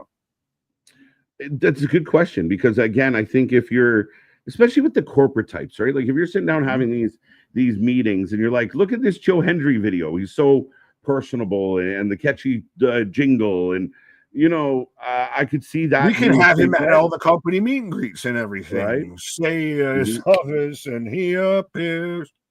Yeah, because I can't exactly see Mike necessarily like heel turning and going after Joe that way. So that's a tough spot. So, I mean, this triple threat will be very interesting when we finally get it. But we do get Javon Evans, Jasper Troy. This one's going tough. Jasper. I'll go Jasper. I'll go Evans just to be difficult. No, you're not wrong at all. Like, I was honestly kind of torn with this because it's the young OG of he's the young upstart, and they very much have strapped the same kind of rocket that they did to Javon Evans that they did to Jasper Troy now. And so I think this will be really interesting. I think it really helps. If he's not going to be a world champ, if he beats, one of their kind of upper top guys and everything, I think it really helps establish him. Yeah, I think so. You're not wrong. I'm just going to say Javon steals it. We maybe have another match down the road. Either way, I think we have another match down the road. Fair enough. Evans 53%. So neck and neck on this one. So we move on to, all right, this one should be interesting. Some mixed feelings about this being a tag match. Yeah, just this is where we talked about of WWE seems like we're overextending our punches of this is an NXT match with this being a tag match here. This is not a PLE match. This is I'm interested by it, and we got the nice little campy back and forth scenes and everything of, I guess, we're muscle muffin now with Jordan Grace and all of that. But yeah, this is an NXT match. This isn't a PLE match to me. Yeah, and I think if you're going to take the time to counter program, why not go and put in like Grace versus JC or Blake Monroe, the one that came from that fucking company. If you're really counter programmer, have Blake Monroe's first NXT match live on television versus JC Jane for the NXT Women's Championship. Right. Counter program, motherfucker. Yeah, dig in. And that's exactly where I was going with it. Better bitch. Right. So, yeah, I think they this is where it feels like it's a light jab. You counter program, but you didn't really go all the way. I think this match should be fun. It is what it is. Give us Blake JC and let's go. Let's figure this out. Well, to me, it's more of I care more about this match and its implications towards Evolution down the road and everything versus any of this. I think this might be more Fatal Influence gets the win here because maybe down the road we get different outcomes. Okay. Yeah, I mean, it can go either way. Yeah, I think I'm going to take the champ. I'll take the champ. Fair enough. You're not. So no one's going muscle muffin? I guess not. I mean, it would be people are going to lose their mind if Blake loses her first match. I'll switch my pick. I'll go Blake Jordan. You go the other way. Twitter will crash out, but no one else. Everyone else will see what's happening. 93% of the chat is going Blake and Grace. Well, that again, it's like we've talked about of that it'd be her first match, all of that, and we built them up. But again, I'm following my laws of wrestling. Of we have essentially a variation of the same match in a day's time that might need to go a different outcome. Yeah, it'll be very interesting. And I mean, now that Heat Wave's been announced to be coming up, we'll see. Right. All right, the next match on the docket for the women's North American title, Izzy and Soul. I love Soul, but she's about to drop that belt. No, Soul Ruka retains here. I don't think so. Now, I'll ask you this. Is this because of a prediction down the road? Yeah, it is. Okay. I think it's part of it. I think that should become their thing. Like, make them a tag team. You could use them. So they're good. You can have them turn on each other later. Izzy's been real strong. They're trying to give her some love. Yeah, I think I'll take Izzy for the upset. And I love Soul Ruka, so that's painful to say. I wouldn't be terribly surprised if Izzy won this, because Izzy's pretty much really started to stake her claim, stick her flag in the NXT women's division. Right? Got me out here like James Brown. Shimanahaya, Shimanahanda. Yeah, I agree with you. I think this is going to be a really good match. I hope it's a really good match. Soul has put on great performances. Izzy's got a lot of intangibles, a lot of tools. I think that, I think she wins, and they focus more on Zaruka as a tag team. Is she gonna take a soul? Is Soul Ruka going to be going for a soul snatcher and just eat a big boot midair? I hope so.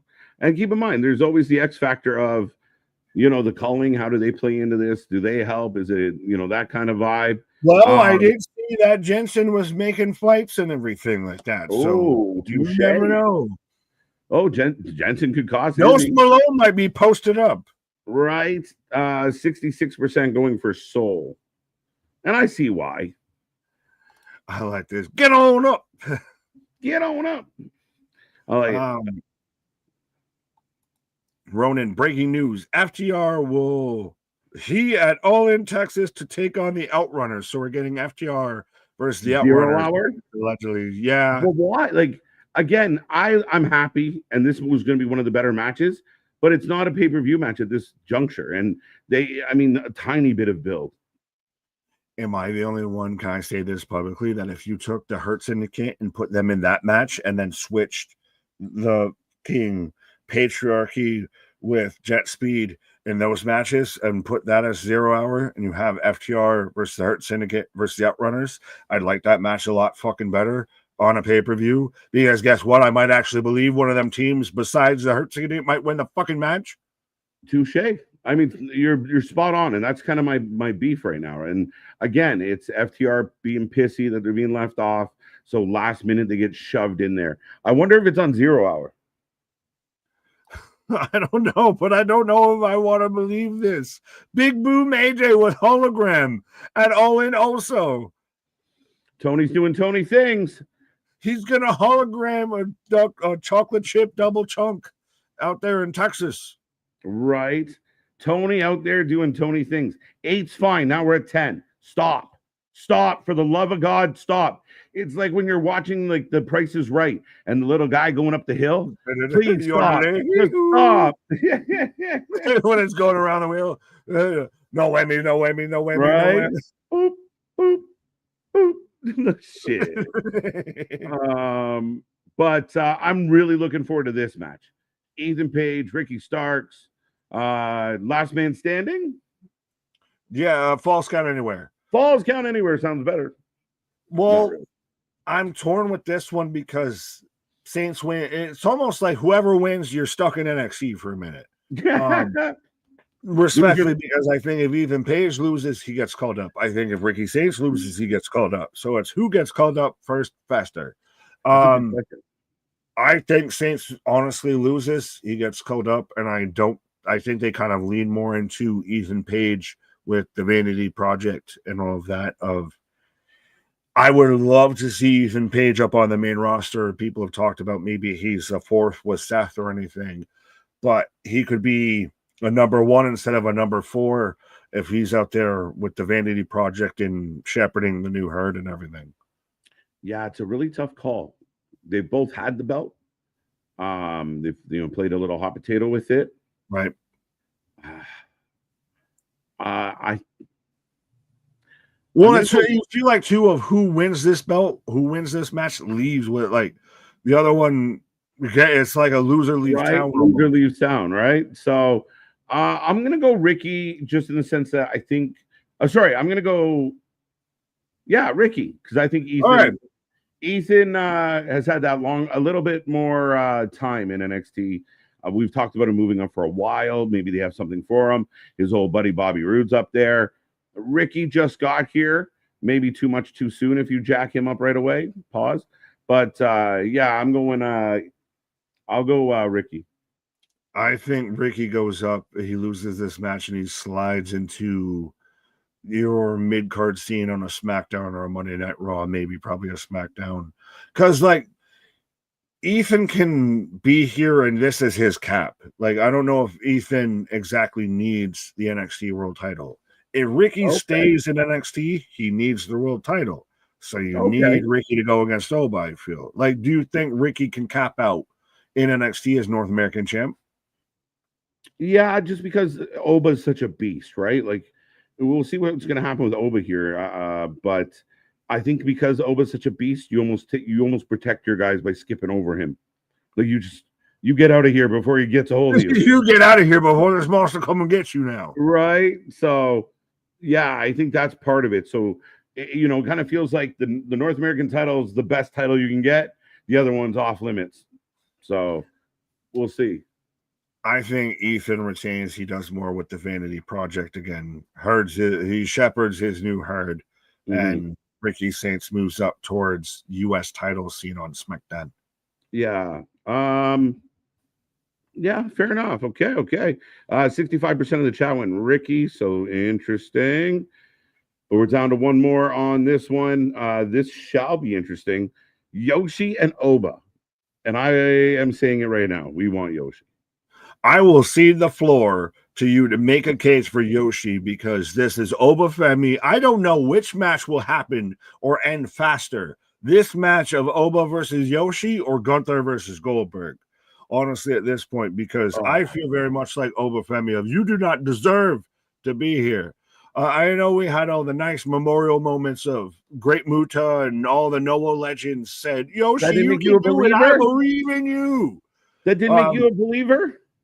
No, it makes me a doubter. It makes me believe that you're going to praise this man. You're going to build him up just so Oba Femi can strike that man down. It's going to take a hot minute to chop this tree down. The most dominant champion we've seen in NXT for a minute here. I think Oba Femi wins. He retains in under 5. Under 5, no way. Yoshi's going to put him to war.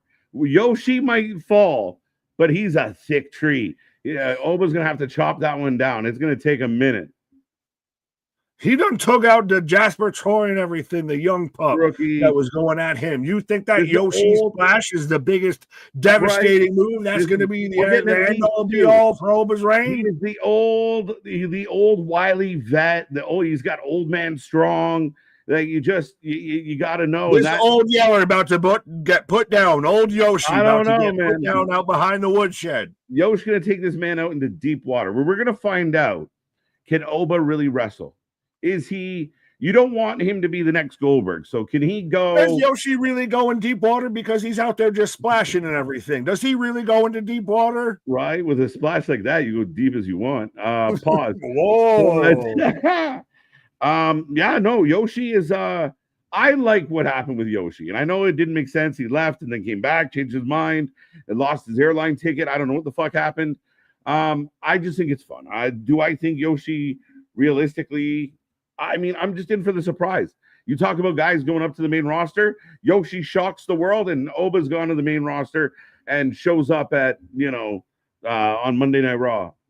I worry, though, because who does Oba fucking face? Oba versus Bronson Reed? Holy shit. It's going to be interesting where they... So are you up there are you official? Yo-berg. Yo-berg. Yeah, I'll take the L if I'm wrong, but I'm going Yoshi for the upset. Shock the world. It's definitely going more than 5. No, that's fine. I'll give you that. I mean, Christ, I think honestly, Gunther I'm going to punish him has made me think it'll go longer than 5. Obafemi is not losing this belt. If he loses after everybody that's challenged Obafemi, I'm talking Joe Hendry, Trick Williams, etc., etc. If fucking Yoshi's the one to take the belt off him. Yeah, but then Trick comes back and fights Yoshi and gets his belt back. What is this, fucking Mario Party? You come back around. Did he roll a 10? Did he have a warp block, a golden pipe so he can come back to the star? Right? Yeah, we rolled the doubles right away. Yeah, that's just fun. That's fun. You said you're not overly excited for NXT. I think it should be okay. Maybe lacking is the weakest of the four. Okay. I think it lacks kind of that punch. Like you said, when that tag team match, if that was 2 singles matches, the card has more punch. It's just, yeah, it's a little light.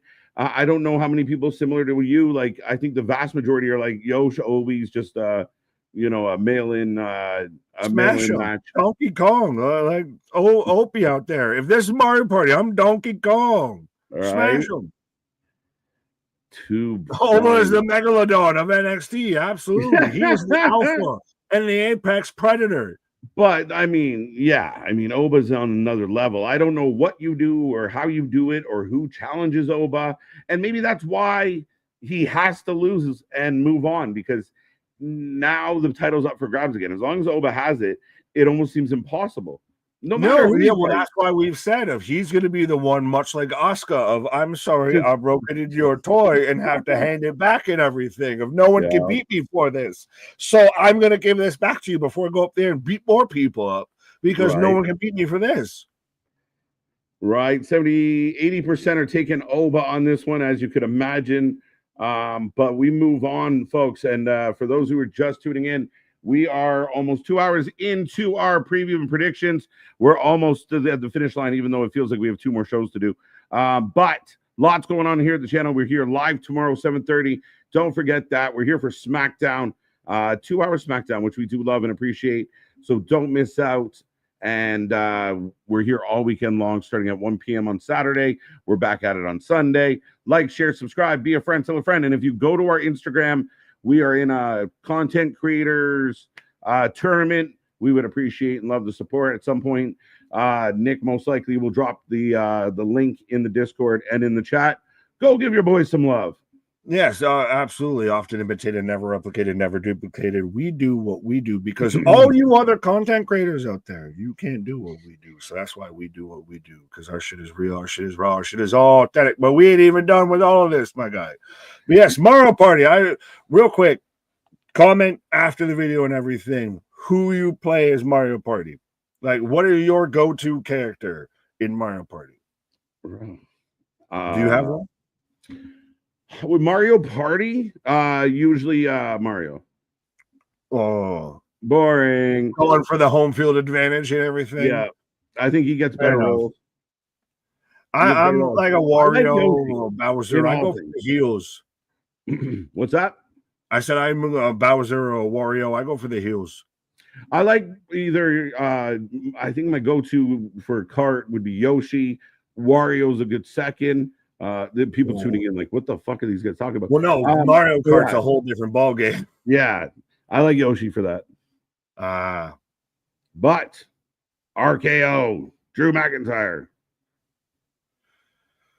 Oh, Drew McIntyre. I need a board at work shirt, my guy. And that's not a knock on you or anybody here, but you know, I was surprised at how fast he came back, and I still think he came back way better than Demon Priest came out of the whole situation of the guy who put him away.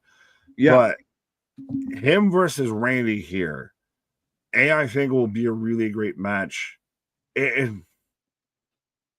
SummerSlam implications might have more to do with this match, I feel, a bit. Okay. If Randy, like if John wins at SummerSlam, maybe a Drew wins. If Cody wins at SummerSlam, maybe a Randy wins, and we can angle that way, that narrative, because we've been waiting for the heel Randy to pop up here. Right. I gotta go Drew, man. I gotta go Drew. I think Randy, I love Randy, but I think Drew needs it. Drew just coming back into the fold. kind of push him a little forward and keep him up close to snug to that title picture. It really could go either way, but I think Drew needs it a little more than Randy does. Does Randy losing here pivot him more towards that? I just can't take it anymore. I hear the voices and they keep telling me to punch people in the fucking head and everything. Yeah, nothing makes a bad guy or a guy with evil tendencies to want to give in to them more than frustration and failure. So, yeah, 100%. I could see Randy taking this loss. We're still kind of waiting to see if he does snap, but Drew McIntyre, I think he's just been on a different level. If Randy beats Drew here, I'm curious to how that pivots for Drew. Like, where does he just get pissed off and keep chasing Randy? I don't know where it goes if Randy wins. Fair enough. And Drew just came back. Does Drew take on a jelly roll? That might be a question more for tomorrow. Yeah. I don't know, man. We can't get into that tonight. That's why I said it might be more of a question for tomorrow. Right. I'm a lost cause. Right. We'll get to that, but thank you, Big Dog. I'm taking Drew. You're taking Drew. Drew just came back. What? Yeah, I didn't know we were both going the same way. 69-31 for Drew, I do believe. He just came back, and again, Drew is the longer running, more prominent, you got more tread on the tires talent in this situation. Karrion Kross versus Jelly Roll would be interesting. The Wyatts fuck up Jelly Roll. Catching. Could you imagine a Jelly Roll cover of Catching Fly? Yeah, Jelly just starts singing back at them. He's got the whole right. That's gonna get Nick riled up. Let's go. We're not tonight. MJF. We're getting there. Wrestling God saying MJF's gonna win. So we're officially going Drew Randy. LA Seth, very interesting, and I've liked this a lot. Like, for the people that are worried about LA Knight, this has been good. Oh, I will default. I know you're doing the poll and everything, but I will stall as much as I can. I want to see where you go with this first, because on one hand, LA Knight very much has become back to what LA Knight kind of was a little bit of. Now he feels back more in the main event scene and everything. He's more seen and all that. But it's Seth freaking Rollins of I am a visionary. I am a revolutionary of he's the Money in the Bank briefcase holder. You can't have him, or do we have the curse if he takes a bunch of L's before he cashes in? That is an old kind of theory of people's. Old adage. Right now in the landscape of WWE, Seth and his faction, I know there's a very small pocket. I've only seen a little bit of people that are like, I don't like it. But I think where they're positioned right now, last week was like Monday Night Rollins. It really was. Like, oh yeah, it was his show. It was his faction show. I love LA. I don't think now's the time. I think LA might end up over on Raw in a draft, and maybe at that point Seth is the champion and LA circles back. That'd be a lot of fun. I don't see Seth losing right now. He's too strong. I'm going back to Cali. Really? He needs something. And again, it's the old adage of, you stack the deck in a guy that has all the cards in his favor and everything, and you make Seth more of the villain. That's been the question a little bit too, of how much is Seth really the villain in this when you cheer for him, when he throws up the microphone and the crowd goes along with him and all that.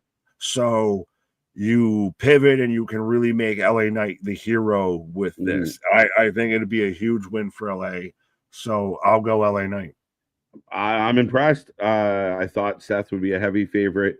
It makes sense. So you're right. Like, it feels like LA Knight's the guy that's caught the carrot a couple times. And if you don't give him something, he's going to stop chasing the carrot. Like, and now we're out here. He's saying, "Hey, what's up, Doc?" Right. So I like what they've done with them. I think on both sides of things, like a guy like Punk could cost Seth. It plays into the story. Roman returning, a lot of people have whispered about. Does Roman return? LA gets a nice win over Seth, but nobody cares that Seth lost because it's Roman's fault. Could be. Well, could Roman return later if we got to cash in the other match? But yeah, Roman's the biggest outlier and everything. I didn't say nothing. I just implicated some things, but no. I think LA Knight has fully captured the carrot for like the fourth time with this, to like you were saying. And now at this point, you need somebody like him to kind of have the ball and run with it. If this is, you can force that pivot of with Seth of now he changes his music. Now he does this. Now he moves away from that, because that's been the issue with Seth in this heel role of you still want to cheer for him. You still fucking like him. I still pop for Braun Breaker and Bronson Reed's promos and everything. I still lose my mind of I am a visionary. Monday Night Rollins, all of that. Absolutely. No, I think it's going to be a really, really good match no matter what happens. I'm leaning Seth because I think he's really powerful right now. I like your take on LA. That's a good match. That's a nice coin flip match. But this match was announced today via social media as Jimmy will step up to the plate and take on Solo for the U.S. title. Is this more like a rusty nickel when we were talking about other matches being a coin flip? This is one of those of you reach your hand into the fucking vending machine at work and you put in $1 and you got 4 quarters type of shit. Right. And it's a SmackDown match. It's a match. Do we get a Amatonga that shows up here? Now we fully reiterate the bloodline. This match is all for story. This match will have some fun spots. I like Jimmy. Solo's underrated. I think Solo takes more heat than he deserves. I don't think people give him enough credit. I think there would be some fun spots, but this match 100% about all the Samoans and all the Tongans and the whatever you called them, Polynesian Principality. The Polynesian Principality. That's what this match will come down to. I think it's gonna be, it's as the Samoans turn. Right, and 100%. But I feel like there is no Samoans turning in this match. I don't think Solo loses this match. You might get a Tama Tonga reappears. Jacob Fatu might get involved. Maybe a Jey Uso gets involved to help out his brother. This is a really cool SmackDown match that's now on Saturday. Yeah, and again, I will tell everybody, and I've seen some podcasters and journalists or whatever you want to call them. I don't know what it really is, but we've talked a lot about Saturday Main Event is a quarterly special. It's a little. I understand why I'm okay with a match like this on a Saturday Night Main Event. Yes, yeah. It is the perception of a bit like the first time they did it, they kind of made it feel like a PLE. And then now you got to realize this is like basketball. 100%. This is kind of that. This is a Clash of the Champions. This is that kind of same vibe, just mainstream, and then tie into the old school vintage. Like, is Jesse Ventura, and we haven't talked about this match, is Jesse Ventura going to be on commentary for Goldberg versus Gunther? I don't know. Are they brave enough to run that back? Do it. If not, we will have Timu Jesse Ventura doing commentary. Right. Down in the Baja. I like it just because it's unpredictable. Like when he shits all over your match rules. And he's right. He's explained your match rules 4 fucking times. Right. 77% going solo. I hate to say it, but I'm also going solo. I'm running solo. I'm Jason Derulo. Yeah. Who takes the belt off him if it's not Jacob? I think it's going to be Jacob. I think this builds and builds and builds, and Jacob gets the belt back. That's I could see it's a non-Samoan. I could see this pivots into this is just the division of does Jacob move towards world title picture? That would be interesting as far as you almost have to beat like Jacob still wants revenge. So it'd almost be like Solo finds a way to win, and then Jacob kind of moves on. I'll beat the shit out of you, but you still won. You stole the belt. Yeah, I could see that. Right. But Solo's winning this one. Jimmy, Solo. Sorry about your damn luck of... Oh, sorry. No, you're good. No, I was just saying somebody's going to be more interfering. This is going to be more about the peripherals than anything. Mm-hmm. Yeah, I mean, start with this match and have all the run-ins. And if AEW is still going with all their run-ins, we might set a record for the most wrestlers wrestling on like pay-per-view or specials all at the same time. Well, should we? Oh, I was gonna say, should we do this almost? I might do this as a personal thing and everything. If you can, in the comments on this video, put how long All In runs into or bleeds into Saturday's main event and all of that, I'll send you a t-shirt. You're good enough. I will say this though, and that's cool. It's like jelly beans. But making me hungry. It's not us. The comments on the actual videos that go up live, guys, those comments help our algorithm so much. So if you could take a couple minutes out of your day, even if it's just an emoji, you comment on the videos, let us know how you felt. Even if you give us your out of 10 rating, if you didn't watch the show, you can give your 2 cents. Again, keep it nice and respectful, but it's a good way to really help out our algorithm a lot. Absolutely. And if you want to shite on me about my Espanol and everything, feel free and all. Yeah. All right. You can give me Spanish lessons in the comments. So we both going solo for sure on this one, right? Yeah. All right. Last one on this one. Goldberg, Gunther, the main event.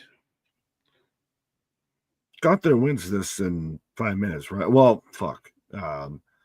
Because I'm going to blow you up, which is funny that he brought that up. I'm going to just run through you. You might be fully more accurate with this of just Gunther's just going to beat him like the McAfee match. If I'm going to beat him from fucking pillar to post. Yeah, What if? What if? Oh, go ahead. What if? No, I was just saying, what if? Dun, dun, dun, dun, dun, dun. Really? And what if that just, fuck it, we're going to grab headlines and we're going to grab news. Spear! Jackhammer!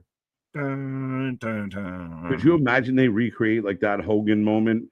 He gets this crowd is going to lose his mind if he picks him up. Can Goldberg get Gunther up for a jackhammer? That's almost why I want this to go under 5 minutes, because the longer it goes past 5 minutes, the scarier he gets working. Facts. Yeah, because I think I expect Goldberg to come out in a flurry, like he's gonna dummy Gunther, like that shock 2-minute win. Gunther kind of comes to and then ends up being, all over Goldberg, toys with him for too long, kind of the cat playing with his food. Goldberg fires back up, but Gunther eventually swats him down. I don't know that Goldberg can give Gunther a jackhammer, and I don't know if I want him to try. I think they would have if he could have. I'm expecting Goldberg goes for a spear and eats a chop straight across the forehead, which, by the way, I saw someone point out. Remember when he went for the spear on Brett with the king, the plate under his chest? He was going to spear Gunther with the title on his waist and everything. Like, did you learn nothing? And it is hit metal again. Not again. Right, but I see Goldberg going for the spear of, he's got him set up, and then all of a sudden Gunther just chops him right in the fucking forehead. I did the poll on purpose. At least that's my story, and I'm sticking to it. The poll says, who's going to win, Goldberg or Goldberg? There's no other choice. It's got to be Goldberg. There's no choice. It must be Goldberg. What kills me is there's a 60-30 split. Who voted for the other Goldberg? They were thinking Mighty Ducks. Quack, quack, quack, quack. Right? Goldberg versus Goldberg, the goalie. Well, and honestly, if Goldberg was to win, the fuck? Could you imagine, though? And I know the internet audience are a schmarky folk. are gonna have meltdowns, and they're, oh my god. But the general audience, the people in Atlanta, are gonna lose their fucking mind. Are they? I think they might just be shocked and awed. They might gasp. They might be waiting for Seth to come popping down and cash in. That would be the fucking funniest thing if Gunther drops the title to Goldberg and Seth comes out and steals it. That would be fucking nuts. It almost feels like a waste of everything, though. That's the thing is, again, you did all this. The only person that wanted this match is old William. Right? Well, he got what he wanted. Cool. Well, he can have the match and fucking lose respectfully, and do it in under 3 minutes, because I still think Seth cashes in on when we get CM Punk versus Gunther at a potential SummerSlam match. Oh, okay. Dane Dubas, I like this one. You should have had Gilbert versus Goldberg. That might be a more competitive match, honestly. Yeah, jeez. Yeah, it's 100% Gunther, right? We're not going to fuck around. No one wants to watch the world burn. It would be fucking chaos. Twitter would be an app you need to stay off of if Goldberg actually wins. Instant VKM stamp to Triple H's forehead if Goldberg wins this. Yeah. You're not beating those allegations anymore. That would be a fucking huge just stamp to the forehead. And it's going to take them a while to wash it off. You're sending everybody to AEW. If that's the thing that happens, you're sending everybody to go rewatch All In. Right. Yeah, no, I mean, that's the scary part. Will they do it for shock value? I really don't think so. I think Goldberg said publicly, oh man, I'd really like to have one more match. Triple H obliged. Here we are. Goldberg's going to make it entertaining. Goldberg. Gunther is a pro. He'll be able to slow the match down. He'll be able to work Goldberg for a while. Goldberg will have his moments. Ultimately, he gets beat. I'm just really scared for when we're in minute like 13, and Goldberg tries and gets Gunther up for a jackhammer, and it's barely looking like a suplex. Right. And yeah, that's where I'm gonna get worried. Right. Yeah, no, I plead the fifth, and I blame the vitamins, not anything else. We just knew it was so obvious in the favor of Gunther that we needed to just divvy it up of which Goldberg would win. Right. Is it new Goldberg or old Goldberg? I like Gunther saying, still got it. You never had it. You never had such a good line. And Gunther's great. Gunther fits and plays his part perfectly. He is outstanding. Absolutely. But, ladies and gentlemen, we have one more. Yeah, one more. One day more. But very interesting. I've seen a lot of press and a lot of bullshit and a lot of, and I don't know why Evolution took the brunt of the anger from the fans. It's because it's the last show. Because it's the last show, and it's women. It's women. Yeah, maybe it's the biggest of the shows out of the three that they're providing. But you think you'd be more mad at like the actual show going on while your show's going on. But we'll see. We're gonna get an Evolution Battle Royal, Nick. We saw a bunch of the names. I think it could be anybody, and I think we're gonna get Michelle McCool because she's in, she's in the in crowd. She sat there as soon as she said they're not calling me. That means they're calling you. Right? They don't have to call me. She's already in the building. She's sitting right next to Triple H. She just asked me. Just ask Mark. Just Mark. Hey, does your wife want to show up on Sunday? Right. I still think we get let's light it up, light it up, light it up. Yeah, if ever, this might be the one. It's your only opportunity at this point. Yeah. Do you see a Virtuoso or a DMD? Definitely not a Virtuoso, I don't believe. DMD still got a year in her contract. So, and I read somewhere, and again, check your sources, but there is a feeling to some people that Tony wouldn't let Britt go prior to this pay-per-view. No fucking way. My precious. Right. Maybe later. And we saw that with, I think Phoenix, he waited till after one of the pay-per-views, and then that's when Guantanamo Bay was a thing. Right. What do you think about Gail Kim? I've heard her name bandied about. I like her more working backstage, and we haven't really talked about other women's wrestlers who have been agents recently, but I like her working more backstage than on screen. I agree, but I still like the moment, right? She can come out, do a battle royal. She's in great shape. She looks phenomenal. Get the big pop. She comes out, get dumped out. Yeah, get dumped out. Go back to your office job. Yeah, fair enough. Right, that seems reasonable. But yeah, I think there's a lot of options. I said it last night. I think you said the same thing. Stephanie seems like the heavy favorite here.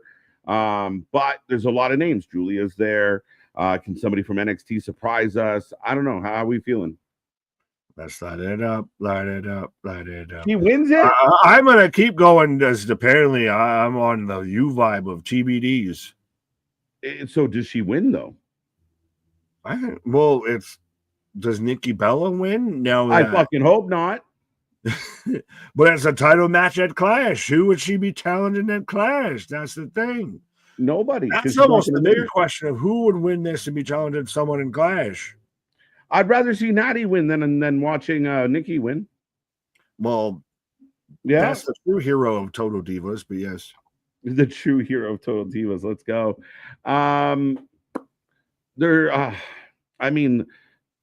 Lash Legend, probably not. No one. I don't think it comes out of NXT. It's going to be a main roster person. Then who does really like?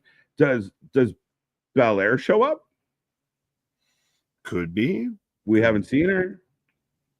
Well, because it's for a title match, so you would have to, depending on the rest of the show, you're either taking on Trish or Tiffany, right? Or you're taking on, Christ, why am I blanking on the other title right now? Oh, you're Io and Rhea. No, so then fuck yeah. Well, Asuka then. Asuka. Oh, you like Asuka? Well, the Kabuki, I don't know that she'll be in it. Oh, yeah, they're in the tag title match. God damn it all. This show is confusing. Card subject to change. 78% of the chat took Gunther, by the way, which makes sense. The Battle Royal. Again, it's a tough call. There's so many TBDs. It's up in the air. I like Belair as a surprise shout because then it really complicates things elsewhere. And we're going to get to the next match, which, again, ties into that theory. Right. Yeah, that's very fitting with that. Great fight. Well, does Naomi still leave here not women's champion? Yes. I think she's preoccupied right now. I think she could lose this match and still cash in, and then she cashes in, and now she's world champion as Jade's got a SummerSlam title match.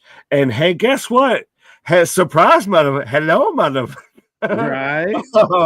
Guess what? Now you gotta face me again. We ain't done. No. Yeah.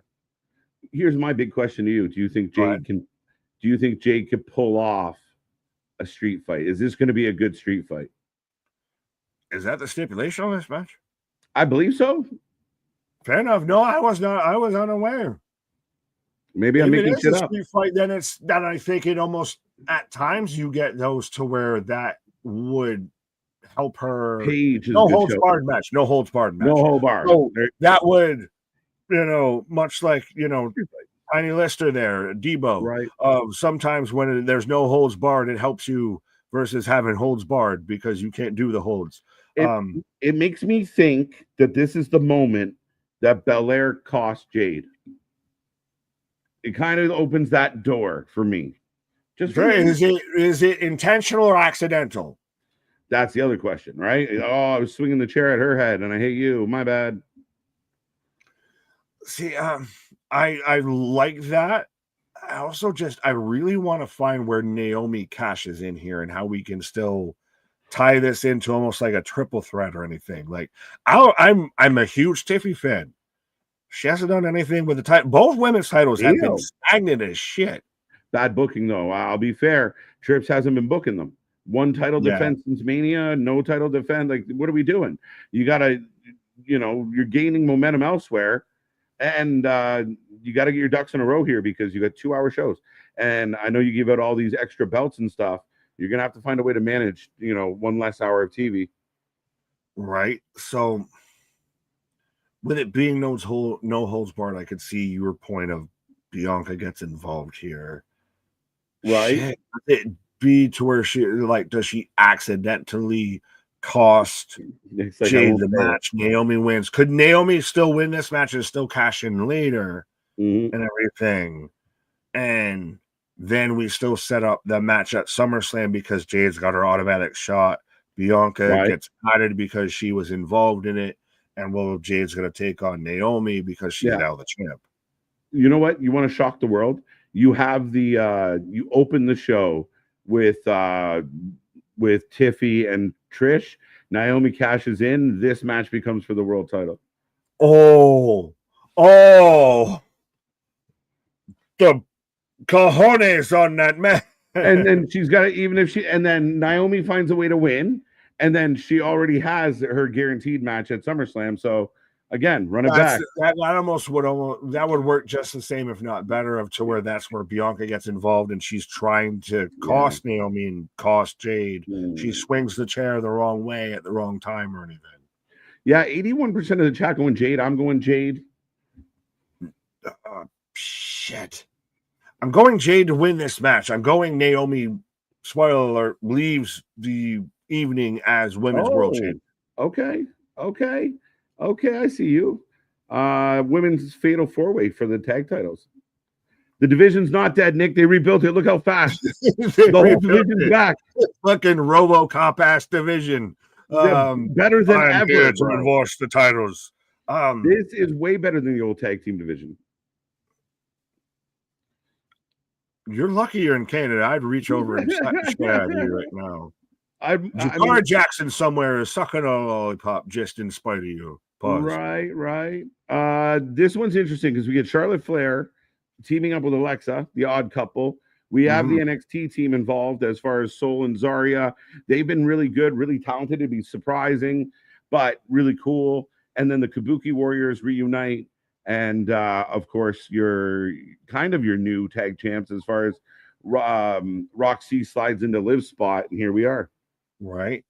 I love and I hate this match because I want everyone else but the champs to win this match, but I'm taking the champs to win this match out of they're going to win it out of fucking spite of Roxanne's going to just anything you can do, I can do better. Right.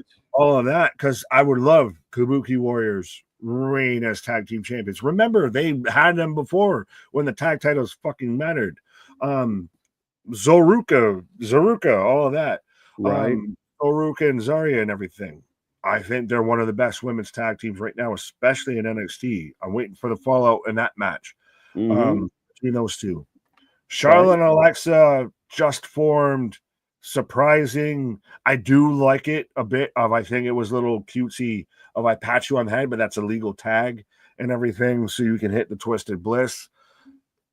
But storyline wise, creative wise, it makes the most sense if Raquel and Roxanne retain because they had already the in memoriam in the clubhouse of Liv Morgan. Yeah, they're paying homage. And at some point, Liv will come back and be a very big baby face and get a very big baby face pop when she does. I think. Does she team with Rhea? What's that? Does Liv team with Rhea? Sorry. Maybe at some point we'll see if there's a crossover there. I think you let Roxy and Raquel do their thing. Keep this ball rolling. Let the other teams kind of work some shit out. I'm going Roxy and Raquel. Is it having these other teams establishes a bit more of your division, if you will?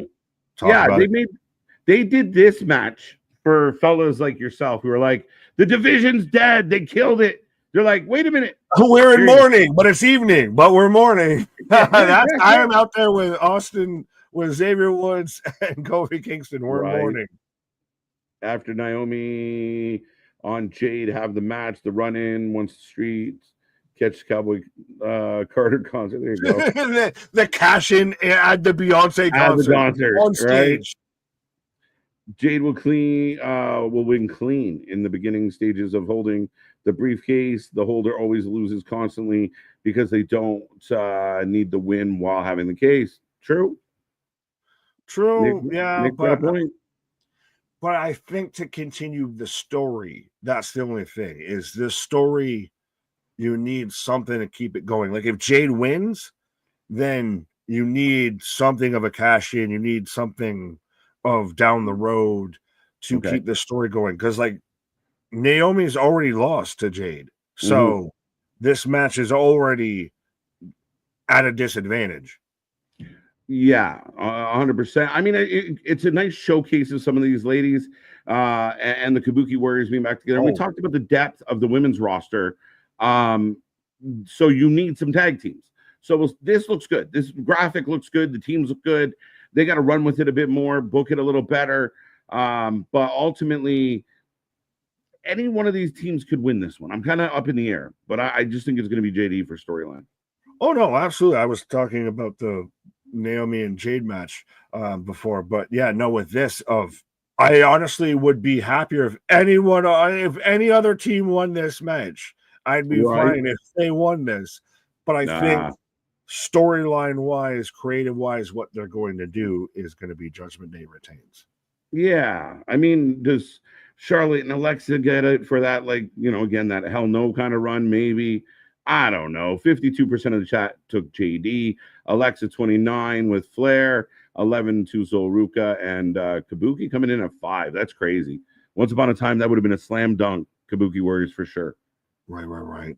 Well, they're establishing their division, correct, sir? Yeah, I guess so. They're rebuilding.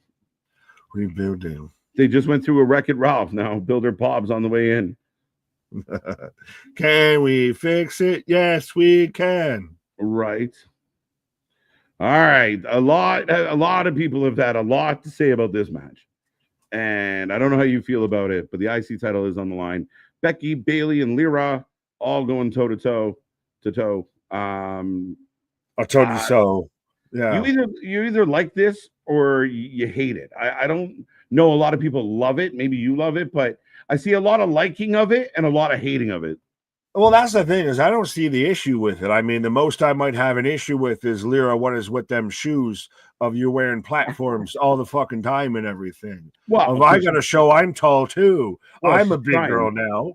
But no, this has been the best that I've seen from Lyra. She's been the best on the microphone.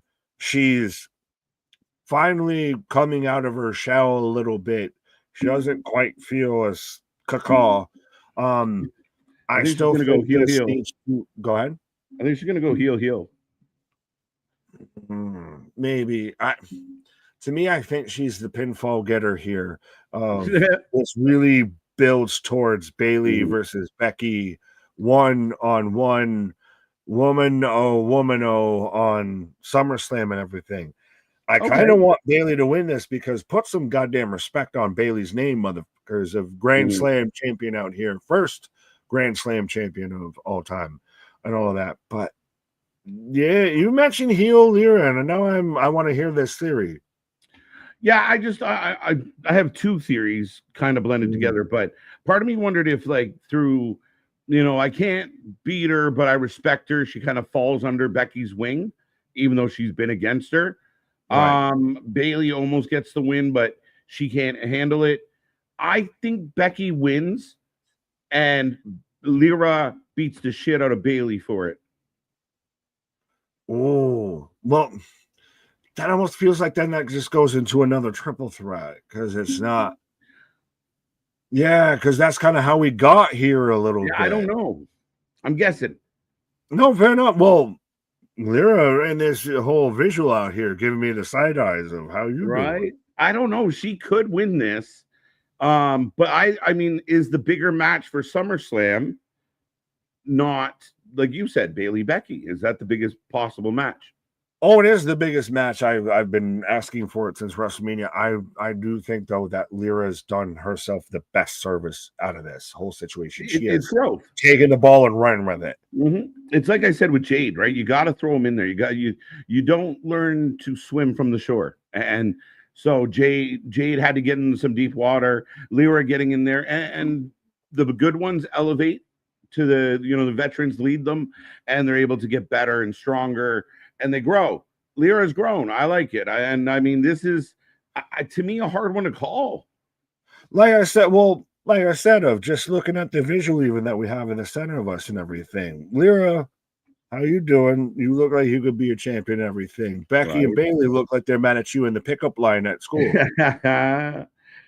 43% going Becky, 29 each to Lyra and Bailey. So interesting. I'm leaning Becky. I'm leaning Becky. Just for the sake of being difficult, because again, I said it, put some goddamn respect on Bailey's name. Bailey wins this, and then we have the rematch of let me get my title back type of thing at SummerSlam. Okay. How about Jordan and JC? A very interesting matchup. Yeah, well, and also for those who don't know, the winner of this will then defend their title at Slammiversary against Masha Slamovich, which is why I'm taking Muscle Muffin. Jordan Grace wins here. No. She at least gets a run with the NXT title. She may or may not retain it versus Masha Slamovich. But I mean, if WWE can get Jordan Grace versus Masha Slamovich on their television programming, and they don't have to pay the fucking talent for the most part, I'm going to get that on my television because that's a fucking match that's going to burn the house down. You're right. Versus JC versus Masha, that's a layup for Masha, I feel. But that's kind of what I'm thinking. I wonder if I'm picking JC. JC wins and then gets beheaded by Masha. That's what I'm thinking. And then you put over the TNA champion strong. The only reason why I think maybe I might be wrong is if you were going to build a Jordan Masha match, Slammiversary would be the show. Right. And what do you do with Jordan after she loses to JC again? So just move along. I think whoever wins this match is losing to Masha. So it doesn't really, and that's why I hesitate with Jordan, because Jordan wins. Everyone's like, oh, Jordan's champ, and then eats an L to Masha and drops the belt. Even if that's the thing, I'd rather watch Masha versus Jordan than I would JC versus Masha. And I watch JC versus Masha, I know Masha's winning, I feel. Versus, well, granted, JC's proving us wrong with that. But I think we got to put a little, I think JC winning, I think JC winning this one puts a little respect on her name and makes her a little more viable. Like, oh my God, JC Jane's going to be the TNA and NXT champion. That's crazy. Just to get led to the gallows? The only reason I think that Masha has to win that match is that Trick won the men's.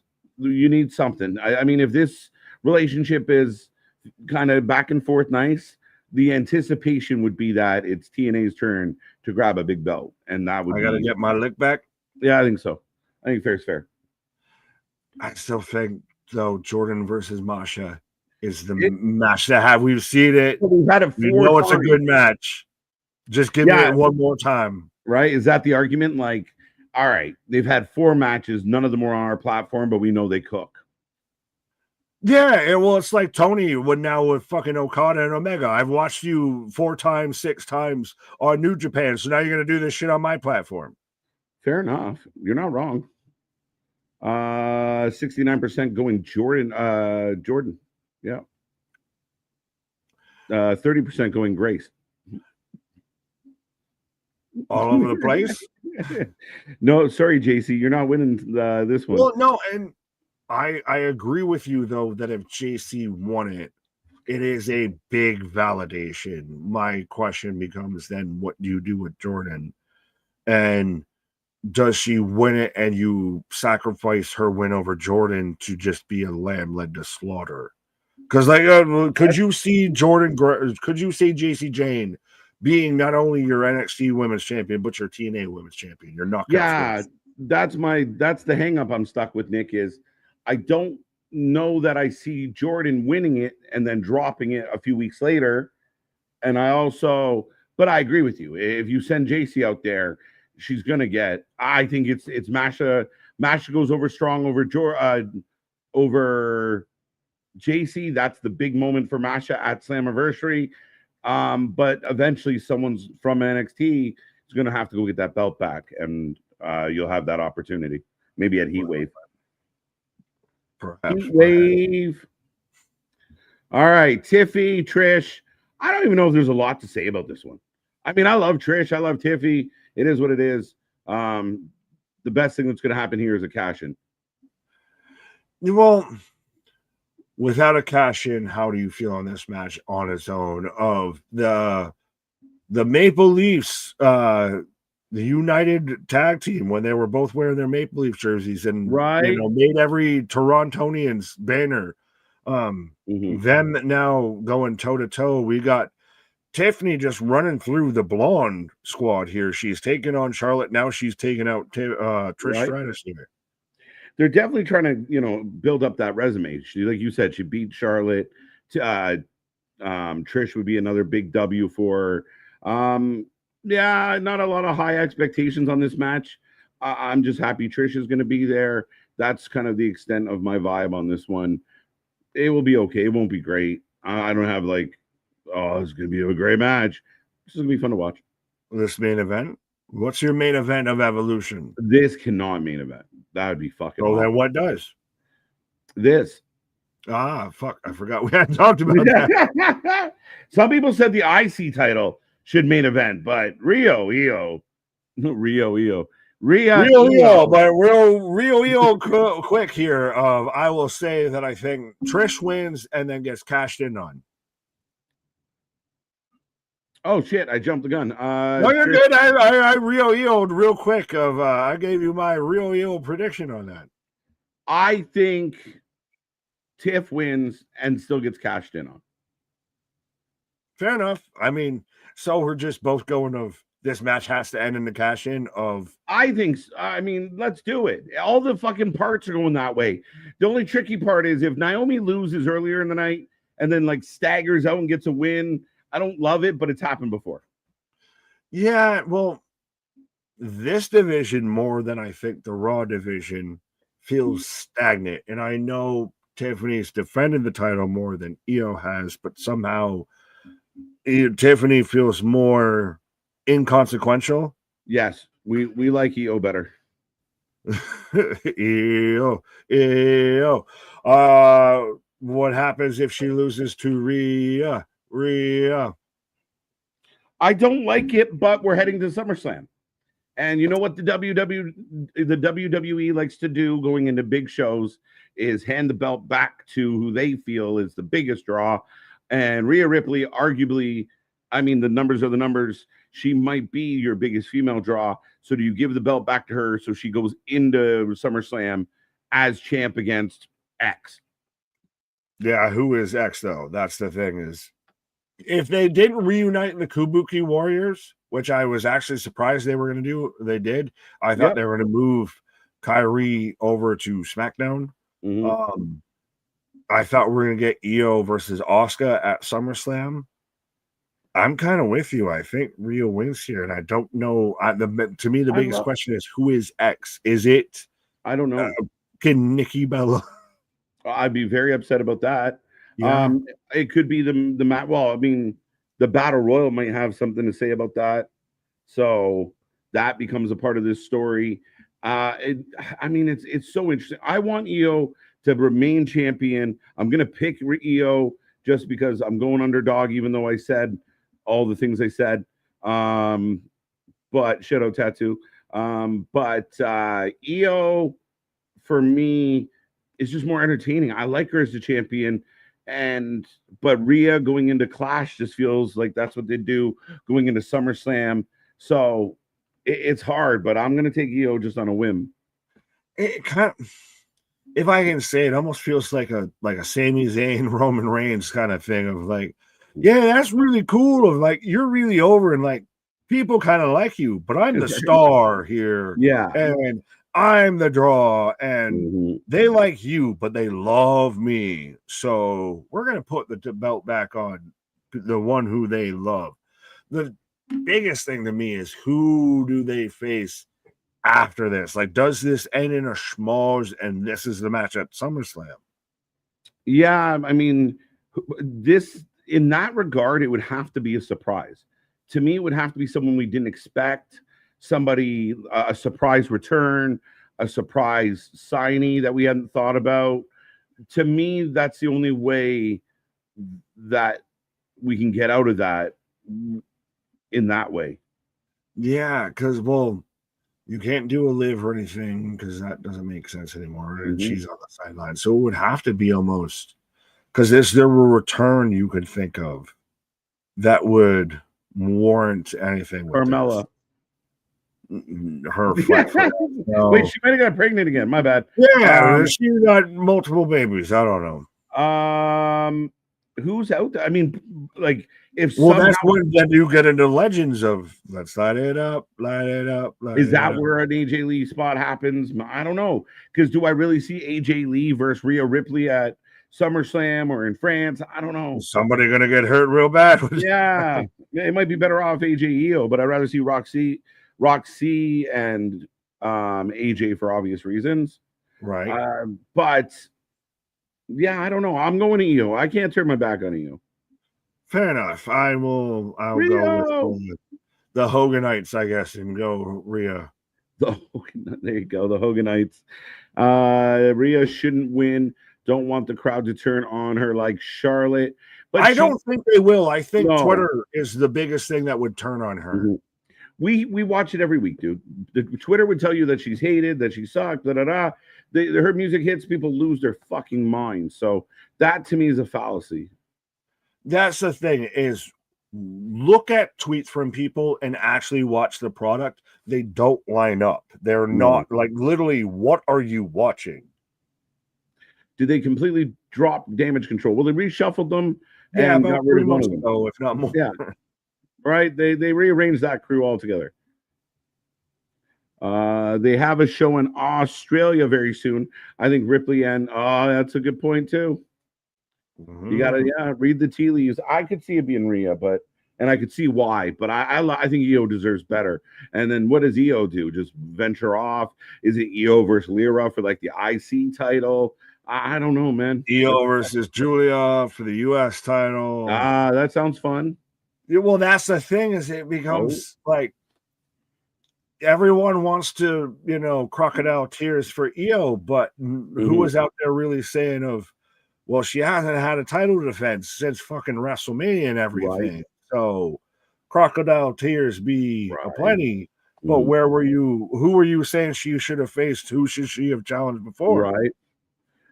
Yeah, it'll be interesting. And I agree with Damien. Like, you're heading towards Rhea Ripley versus Stephanie Vancouver at SummerSlam. Take my money. And that is mommy. Yeah, right. You mean Rhea Ripley haters wouldn't want her to beat Io Sky? Facts. Ripley will be the champ by Crown Jewel in Australia. Yeah, so maybe you start now. They feel she's the bigger draw for the bigger shows. And I mean, they're not necessarily wrong, but I don't want to lose Io in the mix.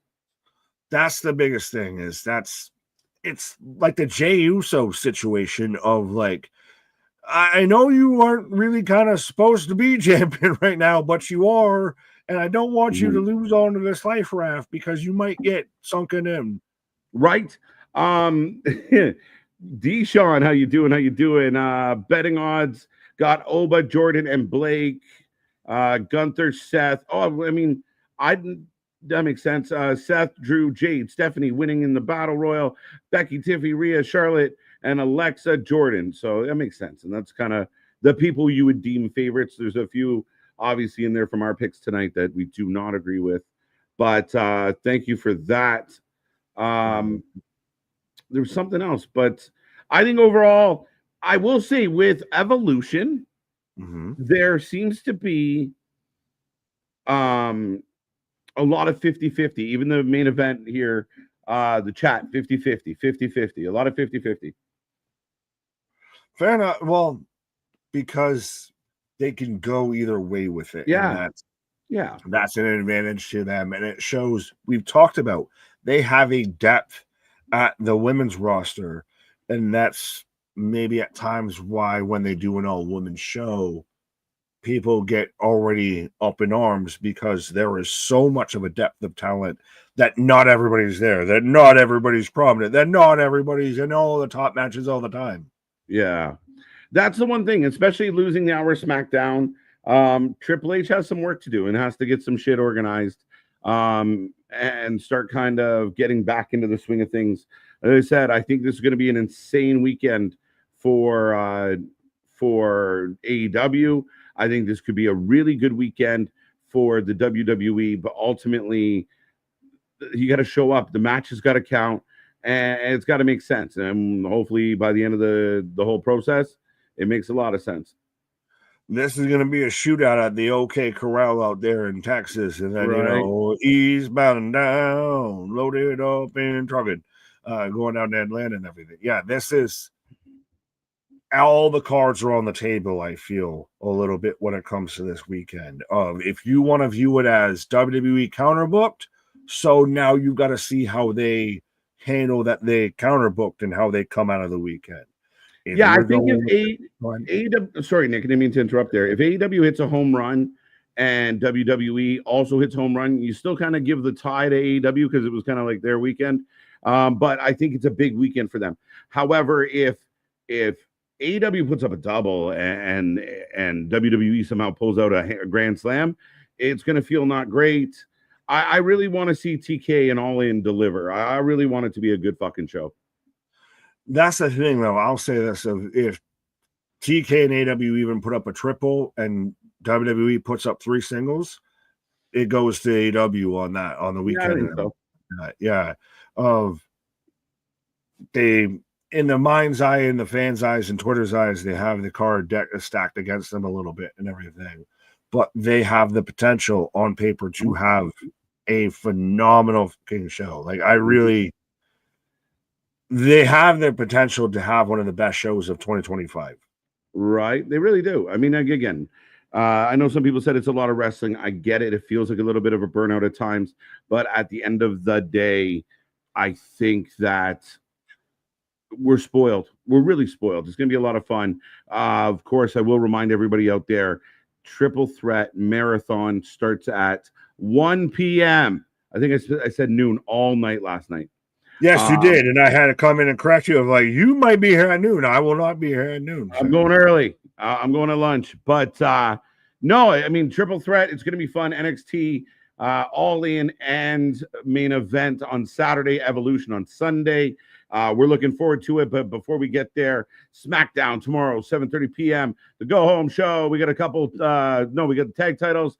And then we got R-Truth taking on Malachi Black, plus some other stuff, including apparently Jelly Roll! Jelly Roll! Is he going to be having a match at SummerSlam? Jelly Roll. So, yeah, we'll see how this plays out. Does R-Truth have an interaction with Jelly Roll after he was eating the trays of Jelly Rolls? Maybe. He approaches him more serious. R-Truth turns heel on Jelly. I'm wrong, Jelly, not R-Truth. Right, you heard it here first. R-Truth's had enough of Jelly. Taking him out. Right. But no, it should be a fun one, folks, as always. And again, jam-packed weekend. As always, check out all our links, all our socials, all the fun stuff. Be a friend, tell a friend. Remember, like I said, we will put out a link when we get one. But go check out our Instagram, as we want to win the goddamn tournament. We're competitive mofos. But Nick, it's going to be an insane weekend. We're going to be here for all of it. Trust me, we thought we were going to do a prediction show for all of this in 1 hour, and we're here an hour, 2 hours and a half. I told the chat last night we were going 2. So I thought 2 was nice. And we outkicked the coverage on that even. So folks, 100%. I gave us leeway. Sorry, go ahead. I the outro. I'm reeling in that leeway. Our shit is real. Our shit is raw. Our shit is authentic. When you're talking about that rest, you put about that full life with it. Have a good night, folks. See you on the flip side. Come back tomorrow.